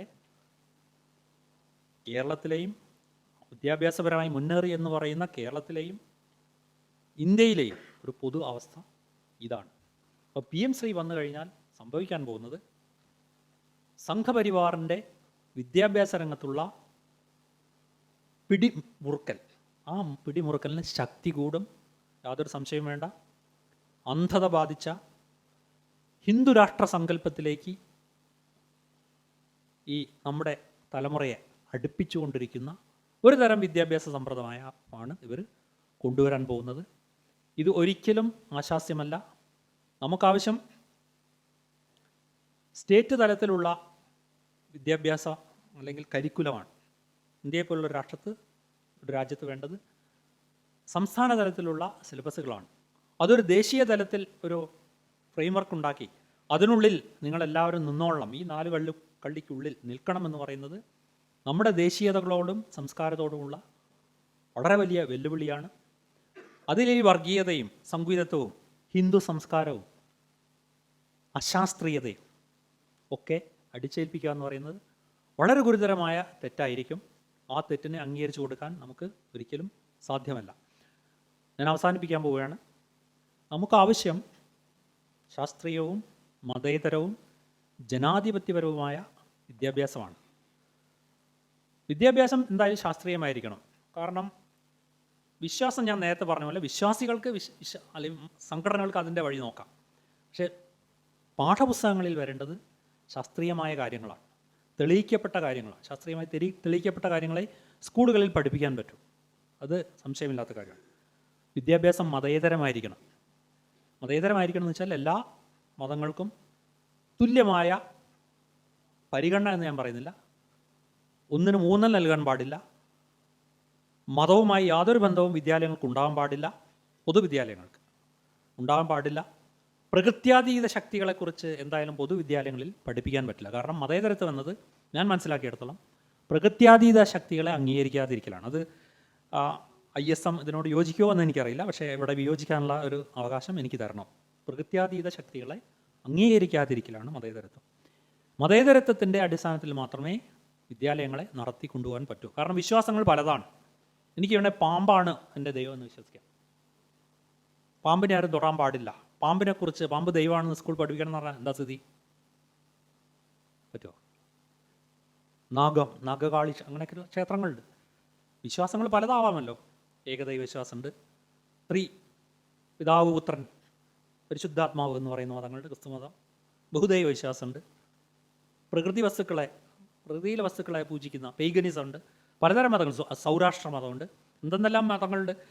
അത്തരം വിശ്വാസങ്ങൾ വിദ്യാലയത്തിൽ പഠിപ്പിക്കാൻ പറ്റില്ല. വിദ്യാലയത്തിൽ വേണ്ടത് ശാസ്ത്രീയമായ മതേതരമായ ജനാധിപത്യപരമായ വിദ്യാഭ്യാസമാണ്. കാരണം ജനാധിപത്യത്തിൻ്റെ നാട്ടിലാണ് നമ്മൾ ജീവിക്കുന്നത്. അടിമത്തത്തിൻ്റെ കാലഘട്ടം പോയി. ഇനി അത് മടങ്ങി വരണോ? ചങ്ങലക്കിട്ട് വേണ്ട. രാജവാഴ്ചയുടെ കാലം പോയി അല്ലേ? പ്രജ അതിൻ്റെ കാലമല്ല. അത് ഇപ്പോഴും പറഞ്ഞു നടക്കുന്ന ഒരാളുണ്ട് നമുക്ക്, ഒരു MP. പ്രജകളെ കാണാൻ ഞാൻ പോവുകയാണ് എന്ന് പറഞ്ഞു നടക്കുന്ന ഒരാളുണ്ട്. അതിൻ്റെ കാലം പോയി. നമ്മൾ ജീവിക്കുന്നത് ജനാധിപത്യത്തിൻ്റെ യുഗത്തിലാണ്. ഇത് ജനാധിപത്യം എന്ന് പറയുന്നത് പലർക്കും മനസ്സിലാവാൻ ബുദ്ധിമുട്ടാണ്. ജനാധിപത്യം എന്ന് പറയുന്നത് അത്ര നിസ്സാരമായൊരു കാര്യമല്ല. അതൊരു വ്യവസ്ഥിതിയാണ്, അതൊരു മൂല്യബോധമാണ്, അതൊരു നീതിബോധമാണ്, എല്ലാമാണ്. ഇവിടെ ജനാധിപത്യമാണ്. അപ്പോൾ ഞാൻ തന്നെയാണ് സംസാരിച്ചുകൊണ്ടിരിക്കുന്നത്. നിങ്ങൾക്ക് സംസാരിക്കാൻ അവസരം വേണമെന്നാണ് എൻ്റെ അഭിപ്രായം. ചർച്ചകൾ വേണം. തീർച്ചയായും ചർച്ച വേണം. ഞാൻ ഏകപക്ഷീയ വേണ്ടി സംസാരിച്ചിട്ട് കാര്യമില്ല. ക്ലാസ് മുറിയിൽ ജനാധിപത്യം വേണം. പണ്ടൊക്കെ ഒരു ഗുരുനാഥൻ പറഞ്ഞാൽ ക്ലാസ് മുറിയിൽ ജനാധിപത്യം വേണ്ടേ? പണ്ടൊക്കെ ഗുരുനാഥൻ പറഞ്ഞാൽ അതിന് ചോദ്യം ചെയ്യാൻ പാടില്ല. കാരണം ഗുരുനാഥൻ അധികാരിയാണ്, ആധികാരികതയുള്ള ആളാണ്. ഇന്ന് അങ്ങനെയാണോ? അധ്യാപകനെ തിരുത്താൻ കുട്ടികൾക്ക് പറ്റും. പക്ഷേ ഇന്ന കാര്യം പറഞ്ഞത് തെറ്റാണ്. അത്തരം കുട്ടികളെ ചില ആളുകൾ ഒന്ന് ടാർഗറ്റ് ചെയ്യും. അതൊരു പ്രശ്നമാണ്. ജനാധിപത്യത്തിൽ അത് സ്വീകാര്യമല്ല. ജനാധിപത്യത്തിൽ ഇന്ന മതവിശ്വാസി പറഞ്ഞത് ശരി, ഇന്ന മതവിശ്വാസി പറഞ്ഞ തെറ്റ്. ഐൻസ്റ്റൈൻ്റെ ആപേക്ഷികത അവതരിപ്പിച്ചപ്പോൾ അന്ന് ഒരു 100ഓളം ശാസ്ത്രജ്ഞൻ ഒപ്പിട്ടിട്ട് പറഞ്ഞു, ഇയാൾ പറഞ്ഞത് തെറ്റാണ്, ഐൻസ്റ്റൈൻ്റെ ആപേക്ഷികത സിദ്ധാന്തം തെറ്റാണ്. കാരണം ഐൻസ്റ്റൈൻ ജൂതനാണ്. അങ്ങനെ പറഞ്ഞിരുന്നു. അറിയാമോ? അങ്ങനെ ചരിത്രം ഉണ്ടായിട്ടുണ്ട്. അപ്പോൾ ഐൻസ്റ്റൈൻ നല്ല ചുട്ട മറുപടിയാണ് അതിന് കൊടുത്തത്. അദ്ദേഹം പറഞ്ഞു, ഞാൻ പറഞ്ഞത് തെറ്റാണെങ്കിൽ നിങ്ങൾ 100 ആൾ ഒപ്പിടണമെന്നില്ല. ഒരാൾ അത് കൃത്യമായി തെളിച്ചാൽ ഞാനത് അംഗീകരിക്കാം. ഇനി ഞാൻ പറഞ്ഞത് ശരിയാണെങ്കിൽ നിങ്ങൾ 100 അല്ല 100,000 ആൾ ഒപ്പിട്ടിട്ടും കാര്യമില്ല. അത് ശരിയായിട്ട് തന്നെ നിൽക്കും. മതവുമായിട്ട് ബന്ധമുണ്ട് അതിന്. പൊതുരംഗത്ത് പൊതുവിഷയങ്ങളിൽ ഏത് കാര്യത്തിലാണ് നമ്മൾ മതം പരിഗണിക്കുന്നത്? എനിക്ക് മനസ്സിലാവുന്നില്ലേ. ഞാനിതൊക്കെ എൻ്റെ ചില എന്താ പറയുക, എൻ്റെ ഉള്ളിലുള്ള ചില സംശയങ്ങൾ. നമ്മളവരെ മുസ്ലിങ്ങളെല്ലാം നല്ലവരാണ് പറയാൻ പറ്റുമോ? ഹിന്ദുക്കളൊക്കെ നല്ലവരാണ് പറയാൻ പറ്റുമോ? ക്രിസ്ത്യാനികളൊക്കെ നല്ലവരാണ്, ഹിന്ദുക്കളൊക്കെ പോക്കാണ്, ഹിന്ദുക്കളൊക്കെ അല്ലെങ്കിൽ മുസ്ലിങ്ങളൊക്കെ മോഷ്ടാക്കളാണ്, അല്ലെങ്കിൽ ക്രിസ്ത്യാനികളൊക്കെ തമ്മാടി, ഇങ്ങനെ പറയാൻ പറ്റുമോ? മുസ്ലിങ്ങളിൽ കലാകാരന്മാരില്ല പറയാൻ പറ്റുമോ? എത്ര കലാകാരന്മാരുണ്ട്. ക്രിസ്ത്യാനികളിൽ കലാകാരമില്ല പറയാൻ പറ്റുമോ? പൊതുവിഷയങ്ങളിൽ മതം ഒരു പരിഗണനാ വിഷയമേ അല്ല. ഞാൻ പറയുന്നത് മതം ഒരു സ്വകാര്യ വിശ്വാസത്തിൻ്റെ പ്രശ്നമാണ്. ഇതുകൂടി പറഞ്ഞ് നിർത്താം കേട്ടോ. ഒന്ന് പൊങ്ങച്ചൻ പറഞ്ഞോട്ടെ, ഒരു തിരി പൊങ്ങച്ച. ഞാൻ 15 രാജ്യത്ത് പോയിട്ടുണ്ടെന്ന് പറഞ്ഞല്ലോ. തുർക്കിയിൽ ചെന്നപ്പോൾ ഞങ്ങളുടെ ടൂർ ഗൈഡായിട്ട് സ്ഥലം കാണിക്കാൻ വേണ്ടി കൊണ്ടുപോകുന്ന ഒരു ചെറിയ പയ്യൻ ഉണ്ടായിരുന്നു. ഒരു കട്ടി കണ്ടറിയിട്ട് എന്നേക്കാൾ ചെറിയ, എന്നേക്കാൾ മെലിഞ്ഞ, അവനെ കണ്ടപ്പോൾ എനിക്ക് സന്തോഷമായി. കാരണം എന്നേക്കാൾ ചെറിയ, എന്നേക്കാൾ മെലിഞ്ഞ ഒരാളെ കണ്ടപ്പോൾ എനിക്കേ സന്തോഷമായി. അന്ന് ഒരു വെള്ളിയാഴ്ചയാണ്, തുർക്കിയിലാണ്, ഇസ്താൻബൂളിലാണ്. അപ്പോൾ അന്ന് ഞാൻ നോക്കുന്ന അവിടെ പള്ളിയിലൊക്കെ ആളുണ്ടെന്നാണ്. അപ്പോൾ കമാൽ പാഷ അറ്റാതുർക്ക് കേട്ട് കാണും അല്ലേ? അദ്ദേഹം ഒരു മതേതരവാദിയായിരുന്നു. അതൊക്കെ ഇപ്പോൾ അദ്ദേഹം പുതിയ ആൾ എർദോഗാൻ അതൊക്കെ കളഞ്ഞു വിളിക്കാൻ പോട്ടെ. ഞാൻ നോക്കിയത് പള്ളിയിലൊക്കെ ഇഷ്ടംപോലെ ആൾ വരുന്നുണ്ടെന്നാണ്. നമുക്ക് നേരം പള്ളിയിലൊക്കെ വളരെ ആൾ കുറവാണ്. അപ്പം ഞാൻ ഈ പയ്യനോട് ചോദിച്ചു, നിങ്ങൾ പള്ളിയിൽ പോകണില്ലേ? അദ്ദേഹം പറഞ്ഞു ഞാൻ പോണില്ല. ഞാൻ ചോദിച്ചു അപ്പോൾ നിങ്ങളുടെ വിശ്വാസം? അപ്പോൾ ആ പയ്യൻ വളരെ, ഞാൻ കണ്ടാൽ വളരെ ദുർബലനെന്ന് തോന്നുന്ന ഒരു പയ്യൻ, ആ പയ്യൻ യുവാവാണ്, എന്നോട് പറഞ്ഞൊരു വാചകമാണ്. ഇംഗ്ലീഷിലാണ് പറഞ്ഞത്. ആ വാചകം ഇംഗ്ലീഷ് തന്നെ ഞാൻ പറയാം. വളരെ എനിക്ക് എന്താ പറയുക, കൃത്യമായ മതേതരത്വം എന്ന് തോന്നിയത്. വിശ്വാസി ആയിരിക്കെ തന്നെ മതേതരവാദിയായിരിക്കുന്നത് എങ്ങനെ എന്നുള്ളത് കാണിച്ചെന്നൊരു വാചകമാണ്. You see sir, my belief is a question between myself and my creator, and I will not permit anybody to interfere in it. കുറേ പേർക്ക് മനസ്സിലായി എന്ന് വിചാരിക്കുന്നു. എൻ്റെ വിശ്വാസം എന്നത് ഞാനും എൻ്റെ സൃഷ്ടാവിനും ഇടയിലുള്ള ഒരു വിഷയമാണ്, ഒരു പ്രശ്നമാണ്. അതിൽ മറ്റൊരാളെ ഇടപെടാൻ ഞാൻ സമ്മതിക്കില്ല. ഇങ്ങനെയായിരിക്കണം വിശ്വാസം എന്നാണ് ഞാൻ പറയുക. പൊതുമണ്ഡലത്തിലേക്ക് നമ്മൾ ഇതിനെ വലിച്ചഴിച്ച് കൊണ്ടുവന്നാൽ കുഴപ്പങ്ങളേ ഉണ്ടാവൂ. മനസ്സിലായല്ലോ? നമുക്കാവശ്യം എല്ലാവർക്കും വിദ്യാഭ്യാസം, എല്ലാവർക്കും തൊഴിൽ, എല്ലാവർക്കും പാർപ്പിടം, എല്ലാവർക്കും വസ്ത്രം, എല്ലാവർക്കും കഴിവുകൾ വികസിപ്പിക്കാനുള്ള ഒരു അവസരം. അതാണ് വേണ്ടത്. അല്ലാതെ ആളുകളെ തമ്മിലടുപ്പിക്കുന്ന, കുത്തകളെ വളർത്തുന്ന, മനസ്സിലായല്ലോ? അംബാനി അദാനി ഞങ്ങളുടെ ഡാർലിംഗ്, അവരെക്കുറിച്ച് മിണ്ടൂല. എനിക്കൊരു RSS സുഹൃത്തുണ്ട് കേട്ടോ. ഞങ്ങൾ പാട്ട്, ഞാൻ അത്യാവശ്യം മ്യൂസിക്കൊക്കെ അറിയുന്ന ആൾ, അത്യാവശ്യം പാടുകയൊക്കെ ചെയ്യും. ഇപ്പം പാടാനൊന്നും പറയരുത്. അതാണ് ഞങ്ങൾ ബന്ധിപ്പിക്കുന്ന ഒരേ ഒരു ഘടകം. അത് ഞാൻ ബ്ലോക്ക് ചെയ്ത്. കാരണം എൻ്റെ ഈ ന്യായീകരണ ഫാക്ടറിയിൽ നിന്ന് ഇങ്ങനെ അഴുക്കുചാലും ഇങ്ങനെ വന്നുകൊണ്ടിരിക്കുക. കുറേ ബ്ലോക്ക് ചെയ്ത് ഇപ്പം ഞാൻ വീണ്ടും ആരംഭിച്ചിട്ടുണ്ട്. എന്ന് പറയാൻ കാരണം എന്തായിരുന്നു? ഇവർ ഈ വിഷയങ്ങൾ ഇങ്ങനെ പറഞ്ഞുകൊണ്ടിരിക്കുക. ഹിന്ദു അഹിന്ദു, ജിഹാദികൾ ഇങ്ങനെ പറഞ്ഞുകൊണ്ടിരിക്കും. ഞാൻ ചെയ്ത സുഹൃത്തെ, ഇതെന്താണ്? ഇതൊക്കെ പറയുന്ന നേരവും ഈ അംബാനിയും അദാനിയും അവർ നിങ്ങളുടെ ഡാർലിംഗ് ആയിരിക്കുന്നല്ലോ. അതെന്താ? നിങ്ങൾ അതിനെക്കുറിച്ച് എന്താ ഒന്നും ഉണ്ടാത്തത്? അല്ല, അത് അവർ സ്വതന്ത്രമായിട്ട് ബിസിനസ് മുതലാളിത്തം, അത് നമുക്കെന്ത് ചെയ്യാത്ത അവരുടെ കഴിവല്ലേ അവർ. പിന്നെ ഞാൻ അതിന് കൃത്യമായ മറുപടിയില്ല എന്നർത്ഥം. പിന്നെ അവരോട് ഞാൻ ചോദിച്ചത്, ഇദ്ദേഹത്തോട് ചോദിച്ച ചോദ്യമാണ്, അവർ ഒരിക്കൽ പോലും നിങ്ങൾക്ക് എതിരെ ഒന്നും സംസാരിക്കുന്നില്ലല്ലോ. നിങ്ങൾ നോട്ട് നിരോധിച്ചപ്പോൾ ഒരു വ്യാപാര സംഘടനയും ഫിക്കിയോ അതുപോലത്തെ സംഘടന ഒന്നും നിങ്ങൾക്കെതിരെ ഒരു പത്രസമ്മേളനം നടത്തി നോട്ട് തീരാൻ കുഴപ്പമാണെന്ന് പറഞ്ഞില്ല. GST കൊണ്ടുവന്നപ്പോൾ അത് കുഴപ്പമാണെന്ന് പറഞ്ഞില്ല. എല്ലാവരും അംഗീകരിച്ചു. അതിന് മുമ്പുള്ള നികുതി സമ്പ്രദായം, അവരുടെ പേരുണ്ടായിരുന്നില്ല, വാറ്റ്, അത് വന്നപ്പം മിണ്ടുന്നില്ല. നിങ്ങൾ എന്ത് നയം കൊണ്ടുവന്നാലും ഇവർ ഇതിനൊക്കെ അംഗീകരിച്ചുകൊണ്ടിരിക്കുകയാണ്. മനസ്സിലായല്ലോ? പക്ഷേ നിങ്ങൾ അതിനെക്കുറിച്ചൊന്നും മിണ്ടാതെ, അവരുടെ ആ വ്യാവസായിക പ്രതിസന്ധിയെക്കുറിച്ചൊന്നും മിണ്ടാതെ നിങ്ങൾ ഇത് മാത്രം പറഞ്ഞുകൊണ്ടിരിക്കുന്നു. ഇതെന്തുകൊണ്ടാണ് എന്ന് ചോദിക്കുമ്പോൾ ഇവർക്ക് യാതൊരു മറുപടിയില്ല. അപ്പോൾ യഥാർത്ഥത്തിൽ ഇവർ ചെയ്തുകൊണ്ടിരിക്കുന്നത് ഭൂരിപക്ഷത്തിനും വിദ്യാഭ്യാസവും അറിവ് നിഷേധിക്കുക എന്നൊരു വളരെ ഗൂഢമായ പദ്ധതിയാണ്. ഗൂഢമല്ല, ഇതിപ്പോൾ ആ നിഗൂഢതയൊക്കെ വെളിവായിക്കൊണ്ടിരിക്കുക. ഭൂരിപക്ഷത്തിന് അറിവ് നിഷേധിക്കുക, പഠനത്തെ സ്കില്ല് മാത്രമാക്കി ചുരുക്കുക, നൈപുണി മാത്രമാക്കി ചുരുക്കുക, വിജ്ഞാനത്തെ നിഷേധിക്കുക, അന്ധകാരം പരത്തുക, ഒരൊറ്റ വ്യവസ്ഥയിൻ കീഴിൽ ആളുകളെ ഞെരുക്കുക, ഹിന്ദുത്വ രാഷ്ട്രം കെട്ടിപ്പടുക്കാനുള്ള ചെറിയ ചെറിയ സ്റ്റെപ്പുകൾ, ചെറുതല്ല വലുതായ സ്റ്റെപ്പുകൾ എടുത്തുകൊണ്ടേയിരിക്കുക. ഇതാണ് ഈ PM ശ്രീയിലൂടെ ഇവർ ഉദ്ദേശിക്കുന്നത്. അതിനായി അവർ രാഷ്ട്രീയ അധികാരത്തെ ഉപയോഗിക്കുന്നു, അതിനായി അവർ ഫണ്ട് ഉപയോഗിക്കുന്നു, അതിനായി അവർ സ്വന്തം സംഘടനകളെ ഉപയോഗിക്കുന്നു. സംഘപരിവാർ എന്ന് പറഞ്ഞാൽ ഒരു സംഘടനയൊന്നുമല്ല, ബജ്രംഗ് ദൾ അടക്കമുള്ള നിരവധി സംഘടനകൾ ചേർന്നാണ് ഈ സംഘപരിവാർ. സംഘടനകൾ ഉപയോഗിച്ചുകൊണ്ടിരിക്കുന്നു, അന്ധത പരത്തിക്കൊണ്ടിരിക്കുന്നു. സ്വിച്ച് ഇട്ടാൽ കയ്യിൽ കുറുവടിയേന്തി വാളുവേന്തി പാവപ്പെട്ട ആളുകളെ, തെരുവോര കച്ചവടക്കാരെ വിളിക്കടാ ബോലോ ജയ് ശ്രീറാം, പറഞ്ഞില്ലെങ്കിൽ അടി. ഇതൊക്കെ ഏത് സ്കൂളിൽ പഠിച്ച യുവാക്കളാണ് എന്ന് നമുക്ക് മനസ്സിലാകുന്നില്ല. ഇത്തരം ഒരു തലമുറയാണ് നമുക്ക് വേണ്ടത്. നമുക്കാവശ്യം ഉയർന്ന ബോധം. ഇപ്പം ന്യായീകരണ തൊഴിലാളികൾ എന്നൊരു സെക്ഷനല്ലേ നമ്മുടെ കേരളത്തിൽ വളരെ സജീവമാണ്. BJPയും CPM എല്ലാ പാർട്ടികൾക്കുണ്ട്. സ്വന്തം പാർട്ടി എന്ത് തെറ്റ് ചെയ്താലും ന്യായീകരിച്ചുകൊണ്ടേയിരിക്കുക. എന്നാൽ അതൊന്ന് ഞങ്ങൾ ഇന്ന് ചെയ്തത് ശരിയാണ്. മന്ത്രിസഭാ സമ്മേളനത്തിൽ ഇരുന്നിട്ട്, യോഗത്തിലിരുന്നിട്ട് ഒരു വിഷയം ചർച്ച ചെയ്യുന്നു, പക്ഷേ ആ വിഷയത്തിൽ ചർച്ച ചെയ്തത്, ഒപ്പിട്ടത് അവിടെ മിണ്ടുന്നില്ല മുഖ്യമന്ത്രി. ഇതുപോലൊരു വഞ്ചന കേരളം കണ്ടിട്ടുണ്ടോ? അപ്പോൾ ഈ സംഘപരിവാർ അജണ്ട ആണ് PM ശ്രീയിലൂടെ നടപ്പിലാന്നുള്ള കാര്യം സംശയമില്ല. പക്ഷേ അതിനെ എതിർക്കുന്നു എന്ന് പറയുന്ന ആളുകൾ ഇന്ന് അതിൻ്റെ ആളുകളാണ് എന്നുള്ളത് നമുക്കിത് നേരത്തെ മനസ്സിലായതാണ്. കാരണം ഇവർ ഇവിടെ FIUGP കൊണ്ടുവന്നു. NEP-യിൽ പറയുന്ന കാര്യമാണ്. സർവാണി സദ്യയാണ് അതിൽ. എന്താണ് നേരത്തെ പറഞ്ഞ മൾട്ടി ഡിസിപ്ലിനറി കോഴ്സസ് ആണ് ഈ FIUGP, 4 year UG പ്രോഗ്രാം, 4 വർഷ ബിരുദം. അതിവിടെ കൊണ്ടുവന്നു. വിദൂര വിദ്യാഭ്യാസ സർവകലാശാല കൊണ്ടുവന്നു. സ്കൂൾ തലത്തിൽ തൊഴിലധിഷ്ഠിത പാഠ്യഭാഗങ്ങളുണ്ട്, കണ്ടിട്ടുണ്ടോ? എനിക്ക് ഒരു സ്കൂൾ പഠിക്കുന്ന മോളുണ്ട്, അവൾ എംബ്രോയിഡറി നിറ്റിംഗ് ഒക്കെ വെച്ചിരിക്കുന്നതാണ്. എന്താണെന്ന് ചോദിച്ചാൽ സ്കൂൾ ക്ലാസ്സിലുണ്ടത്. അങ്ങനെ എന്തൊക്കെയുണ്ട്, ഗാർഡനിങ് എന്തൊക്കെയുണ്ട്. ഇത്തരം സംഗതികളൊക്കെ ഇവിടെ വന്നു കഴിഞ്ഞു. പക്ഷേ പുറമേക്ക് പറയുന്നു ഞങ്ങൾ സംഘപരിവാറിനെതിരാണ്. ഇവർ സംഘപരിവാർ ലേബർ നിയമങ്ങൾ 4 IDA ഇൻഡസ്ട്രിയൽ ഡിസ്പ്യൂട്ട് ആക്ടിനെ ഇവർ ചുരുക്കി 4 ലേബർ കോഡാക്കി. ആ 4 ലേബർ കോഡ് ഇവിടെ നടപ്പിലാക്കി. അതിന് പ്രത്യേക ഉത്തരവിറക്കി. KSRTC-യിലെ തൊഴിലാളി എന്ന് ആ നിയമങ്ങൾക്കനുസരിച്ച് രാവിലെ 6 മണി മുതൽ വൈകുന്നേരം 6 മണി വരെ പണിയെടുക്കുന്നു. 8 മണിക്കൂറല്ല, 12 മണിക്കൂർ പണിയെടുക്കുന്നു. എത്രയാണ് കിട്ടുന്നത്? 730 ഉലുവ. ഒരു കൂലിപ്പണിക്കാരന് 10 മണി തൊട്ട് 5 മണി വരെ പണിയെടുത്താൽ 900 ഉറുപ്പിയാണ്.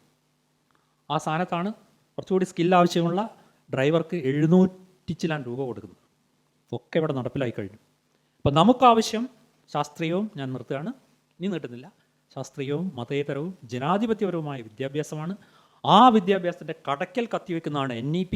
ആ NEP-യെ ഫണ്ട് ഉപയോഗിച്ച് ഇന്ത്യ മുഴുവൻ വ്യാപിപ്പിക്കാനുള്ള, ആയിരക്കണക്കിന് ലക്ഷക്കണക്കിന് സ്കൂളിൽ വ്യാപിപ്പിക്കാനുള്ള ശ്രമമാണ് ഈ PM ശ്രീ. ഇതിനെതിരെ വളരെ ശക്തമായ പ്രതിരോധം നമ്മൾ കെട്ടിപ്പടുക്കേണ്ടതുണ്ട്. നിങ്ങളെപ്പോലുള്ള ആളുകളും ഇത്തരം മൂവ്മെൻറ്റുകളിൽ വരേണ്ടതുണ്ട്. ഇങ്ങനെ ഒരു ചർച്ച സംഘടിപ്പിച്ചത് വളരെ നന്നായി. എന്നെ ഇത്രയും നേരം സഹിച്ച നിങ്ങൾക്ക് പ്രത്യേകം നന്ദിയുണ്ട്. ഞാൻ പ്രഗത്ഭനായ ഒരു പ്രഭാഷകനാണെന്നൊന്നും അവകാശപ്പെടുന്നില്ല. ക്ലാസ് മുറികളിലൊക്കെ ഇഷ്ടംപോലെ ക്ലാസ് എടുത്തിട്ടുണ്ട്, കുട്ടികളുടെ അറ്റൻഷൻ പിടിച്ചെടുക്കാൻ ശ്രമിക്കാറുണ്ട്. ഞാൻ പറഞ്ഞതിലെ കുറച്ച് കാര്യങ്ങളെങ്കിലും നിങ്ങൾക്ക് മനസ്സിലായി കാണും എന്ന ഒരു അന്ധവിശ്വാസത്തോടെ ഞാൻ എൻ്റെ പ്രസംഗം അവസാനിപ്പിക്കുകയാണ്. ഒരിക്കൽ കൂടി എന്നെ ക്ഷണിച്ച ഈ ഇത്തിഹാദു ഷബാനൽ മുജാഹിദീൻ എന്ന സംഘടനയ്ക്ക് നന്ദി അറിയിച്ചുകൊണ്ട്, എന്നെ സഹിച്ചതിന് ഒരിക്കൽ കൂടി നന്ദി അറിയിച്ചുകൊണ്ട് നിർത്തുന്നു.